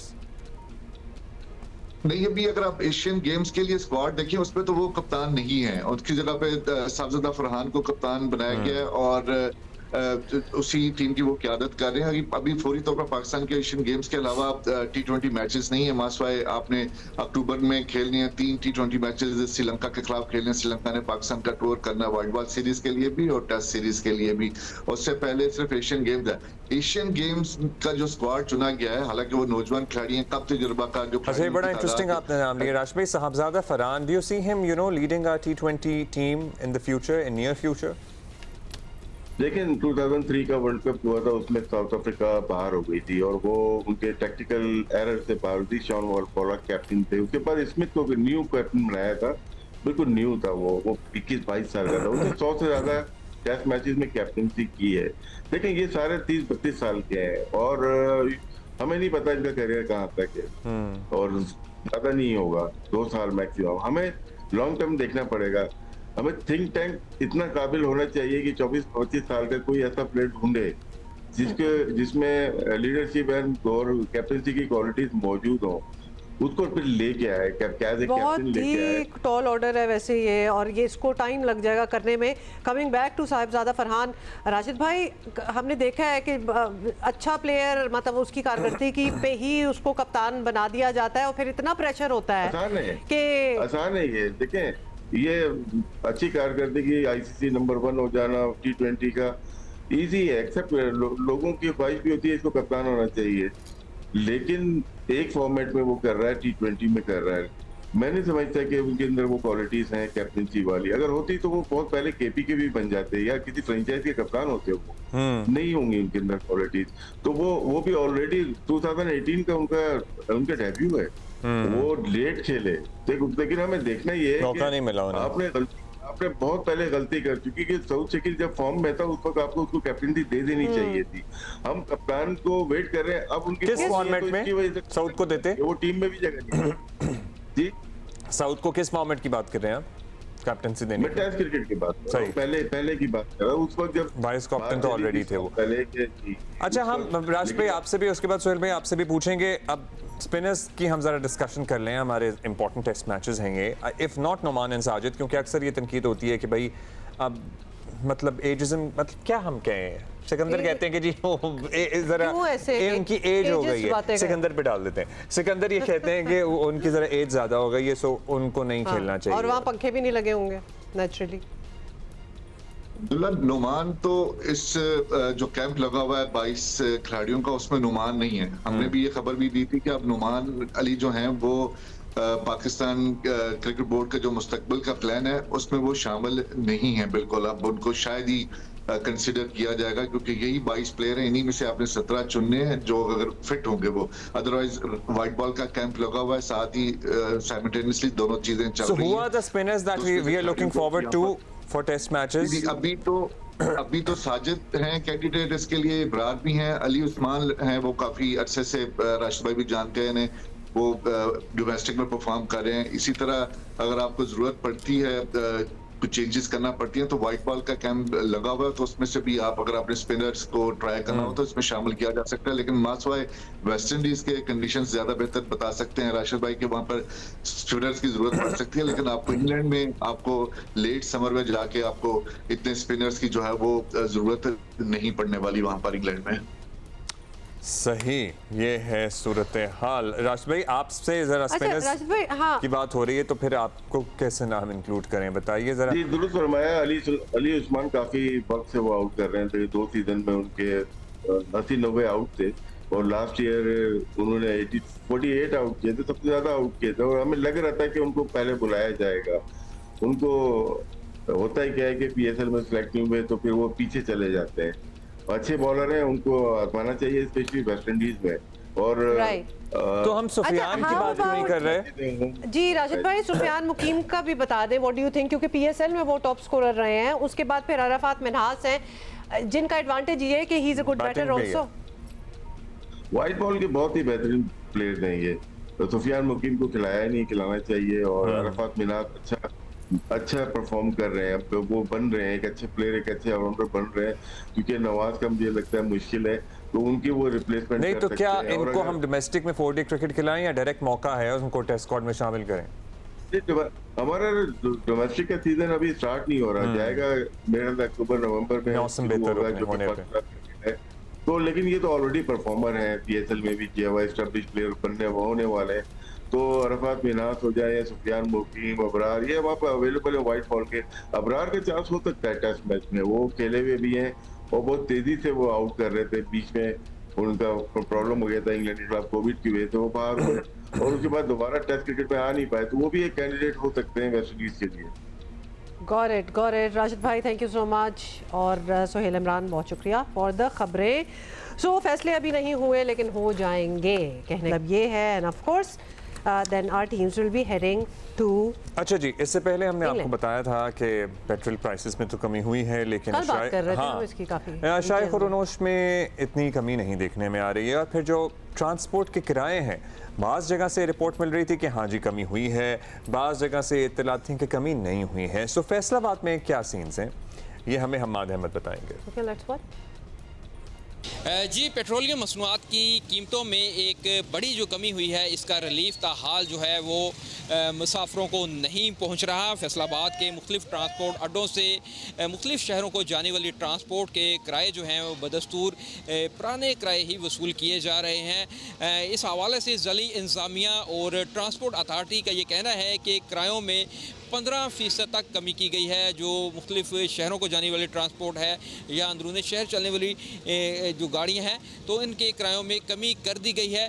जबकि दूसरी जानब जो ट्रांसपोर्टर हजरात हैं, उनका ये कहना है कि अभी किराएनामे जारी नहीं हुए, किराया नया तय नहीं हुआ और जैसे ही तय होगा तो उन पर अमल दरामद शुरू कर दिया जाएगा। जो मेन जनरल स्टैंड है, यहाँ से मुख्तलिफ शहरों को जाने वाली जो मुख्तलिफ गाड़ियाँ हैं, जो नॉन AC बसेज़ हैं, मुख्तलिफ शहरों में को जाने वाली गाड़ियों में किसी हद तक कमी की गई है, किसी में 5%, किसी में 10%, उन पर भी 15% कमी का मुकम्मल तौर पर अमल दरामद होता नज़र नहीं आ रहा। जबकि जो निजी ट्रांसपोर्ट अड्डे हैं, जहाँ से AC गाड़ियाँ चलती हैं, वहाँ पर दस्तूर पुराने किराए वसूल किए जा रहे हैं। मुसाफरों पर पुराने किरायों का ही बोझ है और वहाँ पर भी यही कहा जा रहा है कि जैसे ही नए किराए तय हो जाएंगे, जारी हो जाएंगे, उस पर अमल दरामद शुरू हो जाएगा। चलिए जी, हम्माद अहमद तो हमें पूरी उम्मीद लग रहे हैं। गुजरावाला से कौन है? उस्मान ही होते हैं हमारे साथ गुजरावाला से। सो जी बताएं उस्मान। अजी, पेट्रोलियम मसनूआत की कीमतों में कमी के असरात आना शुरू हो चुके हैं। गुजरावाला में ट्रांसपोर्टर्स और गुड ट्रांसपोर्टर्स ने भी जो है किरायों में नुमाया कमी कर दी है। अगर बात की जाए तो गुजरावाला से लाहौर जो टोयोटा का किराया था पहले 360 था, जो कम होकर 300 रुपए हो चुका है। इसी तरह जो AC बस है उसका किराया 600 था, जिसे कम कर 500 रुपए कर दिया गया है। इसी तरह गुजरावाला से पिंडी जाने का जो किराया पहले 1400 रुपए था AC बस का, उसको कम करके 1200 रुपए कर दिया गया है।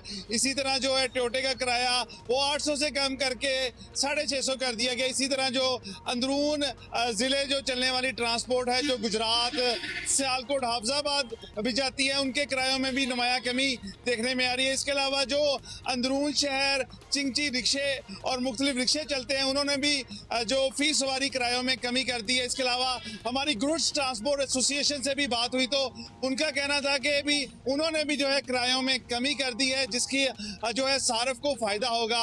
और मुख्तलिफ शहरियों से भी हमारी बात हुई तो उन्होंने हुकूमत के इस फैसले को काफी खुशाइंद करा दिया है। मुझे तो ऐसा लग रहा है कि Gujranwala is taking the lead और वहाँ तो हो रहा है। वेरी नाइस, अच्छा लगा हमें, thank you. Okay, birthday wish हमने आज करनी है और किसको करनी है? मेसी को। तो स्टार फुटबॉलर हैं लायनल मेसी, आज अपनी सालगिरह मना रहे हैं।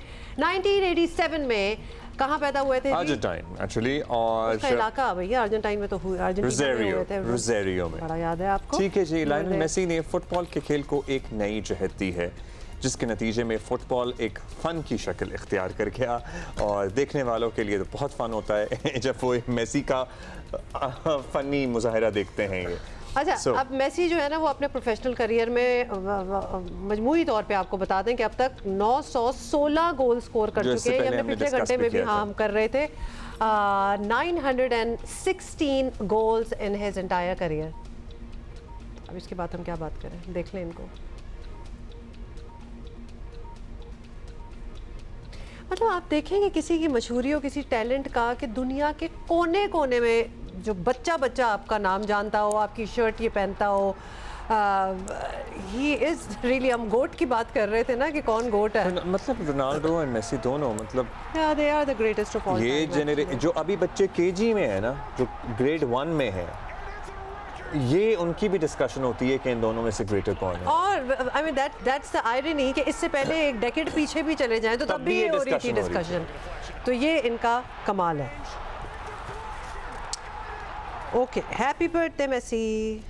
अच्छा जी, पाकिस्तान और पाकिस्तानियों ने जिन फील्ड्स में हालिया सालों में काफ़ी नाम बनाया है, इनमें मैराथन रनिंग भी शामिल है। दुनिया भर में होने वाली मैराथन्स में शरीक होते हैं हमारे भाई बहन, और हर इवेंट के साथ शमूलियत बढ़ती जा रही है पार्टिसिपेंट्स की, पाकिस्तानी मैराथनर्स की, और टाइम भी बेहतर होता जा रहा है। और आज हमारे साथ मौजूद हैं अब्दुल्ला अतहर, जिन्होंने इस साल लंदन मैराथन में हिस्सा लिया और 2 घंटे 40 मिनट से भी कम टाइम में इन्होंने मैराथन अपनी कंप्लीट की। और बिलाल एहसान भी हमारे साथ मौजूद हैं, जो बॉस्टन मैराथन के साथ 6 स्टार फिनिशर बने हैं और पाकिस्तान के एक बड़े क्लब इस्लामाबाद रनिंग क्लब के बानी भी हैं। सो दोनों से बात करते हैं। Why not. अच्छा जी, Abdullah and Bilal, thank you so much for joining us. हमारे पहले हमें तो दिखा दें, फिर हम बाकियों से बात करवाएंगे। देयर यू आर, क्या हाल है आप लोगों का? आप दोनों वेलकम। अब्दुल्ला, आपसे बात का आगाज करेंगे कि पहले मैराथन रनिंग की ना बात होती थी, ना कोई ट्रेंड था। अब लगता है ट्रेंड से भी ज़्यादा आगे इट्स अ सेल्फ अचीवमेंट गोल। ज़्यादातर जो लोग और ख़ास तौर पे जो ख़वातीन लड़कियाँ मैराथन रनिंग कर रही हैं, it's something that they need to do for themselves more than anything, because obviously it's not like a collective sport or anything. बताएं Abdullah, what do you think? जी अस्सलाम वालेकुम, thank you for having me. जी बिल्कुल, I think running, especially long distance running, I think the reason why ये इतनी ज़्यादा popularity gain कर गई है is because there's lots of parallels between life and running. Long distance running में जो characteristics आपको चाहिए होते हैं, things like routine, discipline, focus, वही चीज़ें लाइफ में भी आपको बहुत काम आती हैं। And I think over time लोगों को ये चीज़ रियलाइज़ हो रही है। स्पेशली आई थिंक कोविड में जब काफ़ी ज़्यादा आइसोलेशन थी, तब इसकी रियलाइजेशन काफ़ी लोगों को हुई थी। That's when I started running and I am sure that's when a lot of people started running as well. They did. अच्छा, हम बिलाल आपको भी शामिल करें कि आपने अपना जो क्लब है उसकी शुरुआत कब की, and then tell us about your journey. जी अस्सलाम वालेकुम, first of all thank you for having me. Islamabad running club की जो बुनियाद थी वो 2021 में रखी गई। बेसिकली मकसद ये था कि एक स्ट्रक्चर्ड रनिंग क्लब बनाया जाए जिसमें लोगों को एक प्लेटफॉर्म प्रोवाइड किया जाए जहाँ पे एक प्रॉपर तरीके से रनिंग की जाए। बिकॉज आपको पता है कि अगर रनिंग आपसे वीकेंड पे करते हैं तो you can't improve, and specially for marathon running you need to have a consistency. So 2021 में हम 4 लोगों ने सोचा कि एक क्लब की ज़रूरत है जहाँ पे वीकली एक्टिविटीज़ की जाएँ, जिसमें इंटरवल्स हों, लॉन्ग रन्स हों, एंड एक प्लेटफॉर्म प्रोवाइड किया जाए ना सिर्फ अपने लिए बल्कि इस्लामाबाद की कम्युनिटी, रावलपिंडी की कम्युनिटी के लिए। तो 2021 में हमने 4 लोगों से स्टार्ट किया और आज माशाल्लाह we have more than 500 members, जिसमें से हमारे तकरीबन 60 से 70 से ज़्यादा मैराथन रनर्स हैं। अच्छा बिलाल, इसी के साथ मेरी भी जर्नी स्टार्ट हुई। हमारा पता है क्या बिलाल, अब जाहिर है आप हमें और बेहतर एक्सप्लेन कर सकते हैं।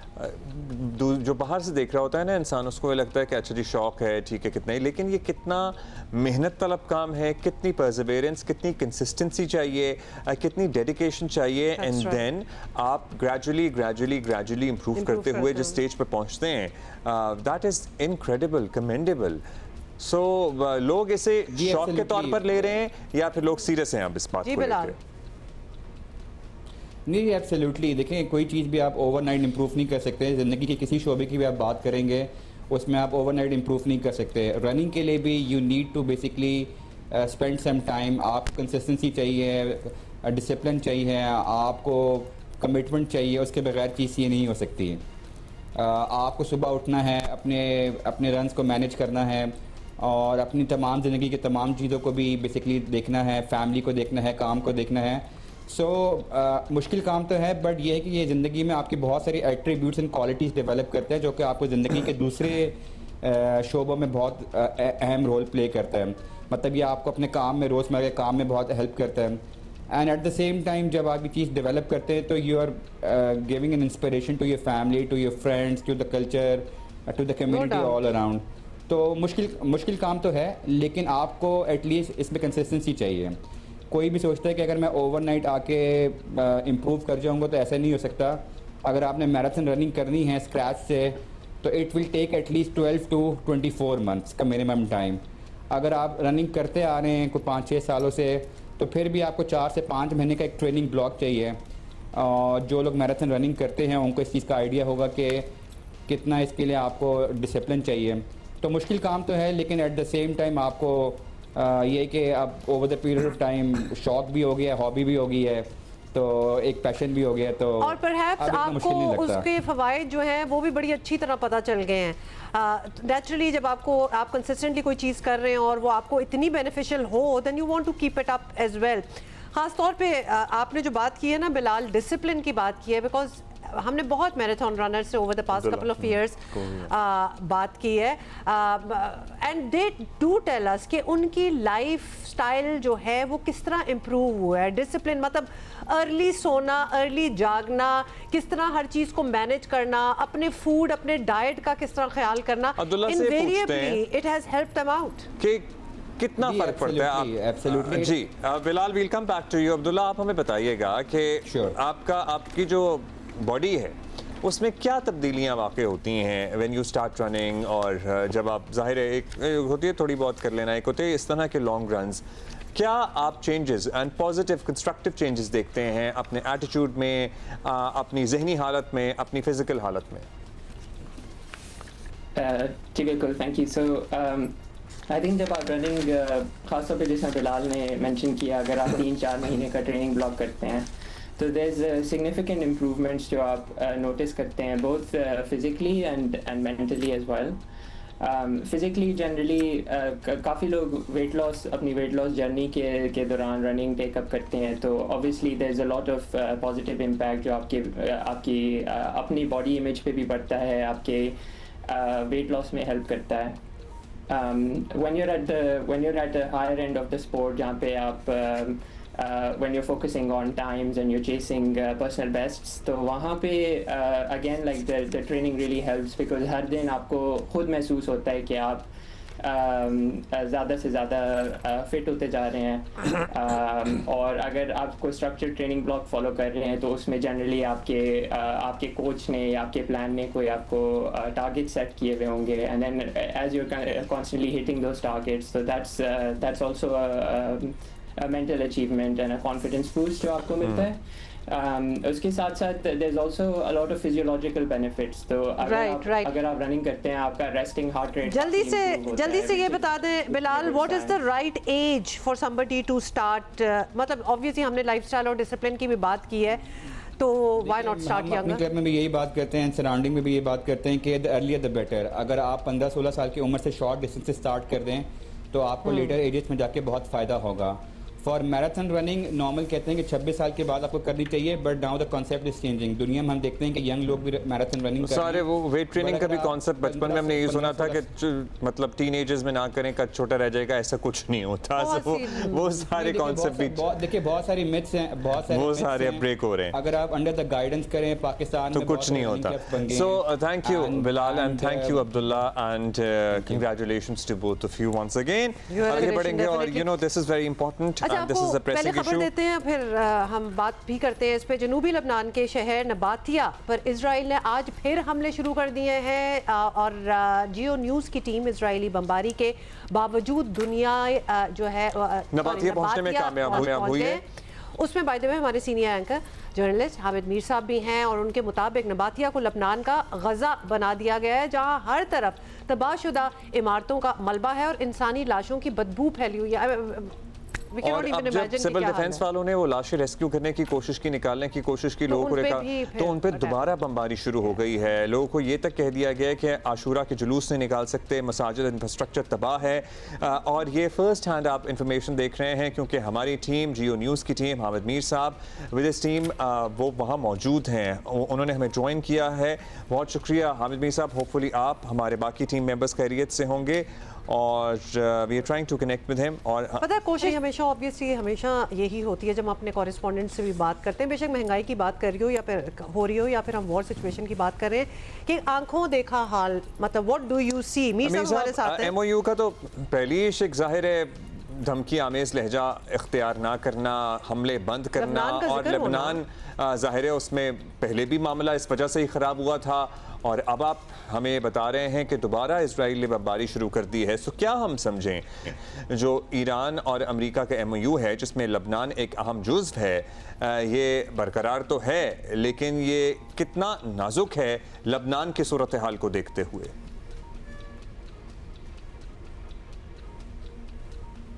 जी देखिए, हम तो नबातिया में अभी जो देख के आ रहे हैं, अब हम नबातिया से निकलने की कोशिश कर रहे हैं क्योंकि इजराइल ने यहाँ पे दोबारा अटैक शुरू कर दिए। यहाँ पे कल भी इजराइल ने हमला किया था, कल भी यहाँ पे 2 लोग शहीद हुए थे। सिर्फ कल सुबह का जो वक्त था, सुबह से लेके यानी कि सुबह 11-12 बजे तक, कल सुबह 11 बजे तक इजराइल ने कोई अटैक नहीं किए क्योंकि वहाँ पे वाशिंगटन में लेबनान के और इजराइल के बराह रास्त मुज़ाकरात होने वाले थे। लेकिन क्योंकि अशूरा करीब आ रहा है तो जो नबातिया शहर है इसकी जो लेबनान की निज़ामत है उसकी बड़ी अहमियत है। 1983 में भी निज़ामत यहीं से शुरू हुई थी और अशूरा के महीने में शुरू हुई। तो कल जब अमरीक में वो उनमें थोड़ा सा ठहराव आया तो लोग जो हैं उन्होंने ऐसा ऐसा वापस आके अपने तबाहशुदा मकानात और बिल्डिंग और दुकानों को देखना शुरू किया, और इसी में कुछ लोग जो हैं उन्होंने आकर यहाँ पर अशूरा का जो जुलूस है उसकी तैयारी की जाती। तो इसीलिए फिर इजराइल के बिल्कुल सामने हमने भी देखा है नबातिया में अली अल ताहिर के पहाड़ जो हैं वो तकरीबन आधा किलोमीटर दूर है जिस जगह पर हम खड़े थे। तो वहाँ पे इजरायली फौज मौजूद है, वहाँ से वो मोटर के शेल भी मारने का फायर भी करते हैं। तो उन्होंने देखा कि यहाँ लोगों की मूवमेंट है क्योंकि वो ऊंची जगह पे बैठे हुए हैं, तो सारी जो मूवमेंट है वो उसको देखते हैं। वो बिल्कुल नबातिया शहर का आधा हिस्सा जो है उसके इसराइल का कब्जा है। तो उन्होंने फिर कल ही से यहाँ पे फायरिंग शुरू कर दी थी और गोले मारने शुरू कर दिए थे। फिर शाम को जब एहतजाज किया लेबनान की हुकूमत ने तो उन्होंने उसको कम किया। तो अब आज सुबह जब दोबारा हम वहाँ पे गए हैं तो उन्होंने दोबारा वहाँ पे हमले शुरू कर दिए। तो जो सूरत हाल है वो यहाँ पे बहुत कशीदा है और ये पूरा शहर तबाह हो चुका है। यहाँ पे हर तरफ इंसानी लाशों की बदबू फैली हुई है और मुझे नहीं लगता कि इजराइल जो है वो इतनी आसानी से यहाँ से वापस जाएगा, क्योंकि जो ईरान और अमेरिका के मुज़ाकरात हैं इसमें वाज़ेह तौर पे ईरान ने वाजिब किया हुआ है और जो स्विट्जरलैंड से ज्वाइंट डिक्लेरेशन जारी हुआ था उसमें भी कहा गया था कि तमाम जो जंगज़दा इलाके हैं इंक्लूडिंग लेबनान वहाँ से इजरायली फौज को वापस भेजना है। लेकिन यहाँ से तो इजरायली फौज वापस जाती हुई नजर नहीं आ रही, बल्कि वो कोशिश कर रही है कि अली अल ताहिर हिल्स जो है वहाँ से कुछ आगे एडवांस करके जो नबातिया शहर का जी मीर साहब हम लगता कि जो आप बता रहे हैं और जो विजुअल्स हम इस शहर की देख रहे हैं, ऑफ कोर्स हमें और खबरें भी मिलती रहती हैं कि इजराइल तो टस से मस्त नहीं हुआ, वो कर रहे हैं अपनी कार्रवाइयां। It's a wonder that cease fire still stands and the MOU discussions are still going on considering कि लेबनान में क्या हो रहा है। अब जरा आप अपनी सेंस दे दें, क्योंकि अगर हमें ना पता हो ना कि ये लेबनान की विजुअल्स हैं तो हमें गजा ही लग रहा है इसके हालात देख के। क्या हमें आप बता सकते हैं कि यहाँ के लोग जो यहाँ के रिहायशी थे वो किधर गए? मतलब ये क्या अबेंडन कर दिया शहर या फिर वो अभी भी इधर ही हैं? या वो बैरूत और सराउंडिंग्स में पनाह लिए हुए हैं? जी देखिए उनके पास तो कोई रास्ता नहीं है। ज्यादातर लोग जो है तकरीबन नबातिया शहर के जो 4-5 लाख लोग हैं वो इसी तरह करीबी तीर शहर है वहाँ के लोग, फिर अलसैदा है उसके तकरीबन 12-13 लाख यहाँ से निकलकर बैरूत की तरफ चले गए हैं। और बहुत से लोग जो है जब हम नबातिया की तरफ जा रहे थे तो हमने देखा बहुत से लोग जो है अंदर का साहिल है, बीच है, वहां पे अपनी गाड़ियां खड़ी करके गाड़ियों पे उन्होंने चादरें डाली हुई हैं, कंबल डाली हुए हैं ताकि धूप से बच सकें और वो गाड़ियों के अंदर जिंदगी गुजार 3-4 दिन में मामला बेहतर हो जाएंगे। अब तो 3-4 दिन से भी ज्यादा हो गए हैं।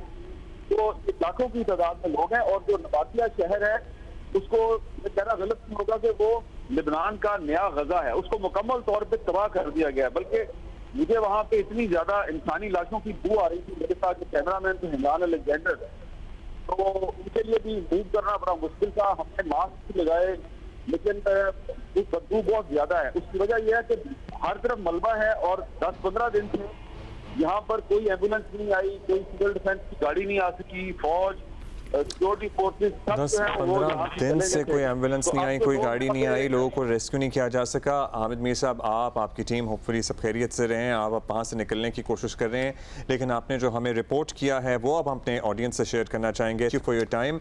और अब से कुछ देर पहले नबातिया का आंखों देखा हाल मीर साहब ने हमारे लिए रिकॉर्ड किया है। Let's watch it. हमें आने का मौका मिला है और ये सेंट्रल मार्केट है नबातिया की जो बिल्कुल तबाह हो चुकी है।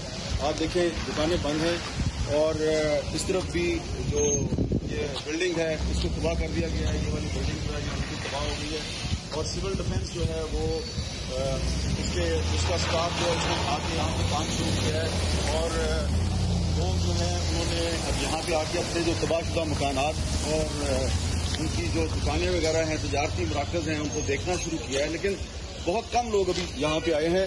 ज़्यादातर जो नबातिया के लोग हैं वो शहर से बाहर हैं, लाखों की तादाद में लोग जो हैं वो यहाँ से जा चुके हैं। इजरायली फ़ौज जो है वो इस जगह से तकरीबन 1.5-2 किलोमीटर के फासले पे है और क्योंकि ये एक कवर्ड एरिया है इसलिए हम यहाँ तक पहुँचने में कामयाब हो चुके हैं। सिविल डिफेंस की जो गाड़ियाँ हैं उनकी जो मूवमेंट है उससे पता चल रहा है कि आगे जो इलाके हैं वहाँ पर जो तबाहशुदा मकानात का मलबा है उसमें बहुत सी डेड बॉडीज हैं और कुछ जख्मी भी हैं, तो ये उनको रेस्क्यू करने की कोशिश कर रहे हैं। और वजह यह है कि आज क्योंकि अमेरिका में इजराइल और लेबनान के दरमियान मुज़ाकरात हो रहे हैं तो इजराइल की तरफ से जो ड्रोन स्ट्राइक्स हैं वो आज नहीं की जा रही। अलबत्ता जो यहाँ से 1.5-2 किलोमीटर पीछे का इलाका है वहाँ पर हमें पता चल रहा है कि इजराइल और हिजबुल्लाह के दरमियान कुछ झड़पें जारी हैं, लेकिन एयर स्ट्राइक्स नहीं हो रही, इसलिए सिविल डिफेंस जो है उसने यहाँ पे आके कुछ इमदादी कार्रवाइयाँ शुरू कर दी हैं। और ये जनूबी लेबनान के शहर नबातिया का एक और तबाहशुदा इलाका है, यहाँ पर भी हर तरफ तबाही नजर आ रही है। पीछे जो है वो एक तजारती मरकज़ था उसको तबाह कर दिया गया, साथ में बहुत सी गाड़ियाँ खड़ी हैं, वो गाड़ियाँ भी तबाह हो चुकी हैं।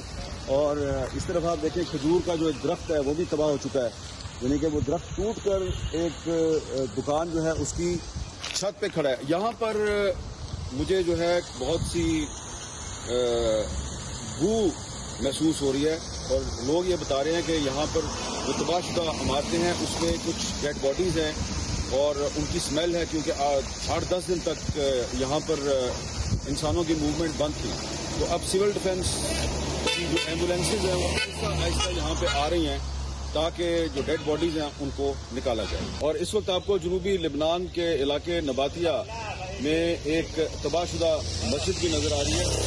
पीछे जो है ये हर तरफ तबाही है। पीछे जो मस्जिद का मीनार आपको नजर आ रहा है सिर्फ वो कायम है, बाकी जो मस्जिद है वो तबाह हो चुकी है। यहाँ पे बहुत सी जो मसाजिद हैं उनको इजराइल ने निशाना बनाया और यहाँ पर आकर ऐसा लगता है नबातिया शहर में इतनी ज्यादा तबाही है कि शहर का पूरा इंफ्रास्ट्रक्चर तबाह कर दिया गया। इसको देख के ऐसा लगता है कि इजराइल ने नबातिया को लेबनान का गजा बना दिया है, क्योंकि मैंने इतनी तबाही गजा में देखी थी जितनी तबाही अब मुझे नबातिया में नजर आ रही है।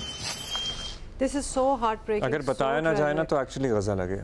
हाँ, बिल्कुल वही विजुअल्स हैं, बिल्कुल वही विजुअल्स हैं। जो अभी हमने ईरान का भी कितने जगहों पे हाल देखा है, गजा देख रहे हैं, इधर देख रहे हैं। मतलब जब अच्छी भली शहर जो हैं वो इस तरह खंडर बन जाएं तो एक ही मंजर देना स्टार्ट हो जाता है। मीर साहब ने हमें अभी बताया भी एक ही है। अब वो वहाँ से निकलने की कोशिश कर रहे हैं क्योंकि हमले बढ़ गए हैं और ये कुछ देर पहले उन्होंने हमें रिपोर्ट बना के भेजी।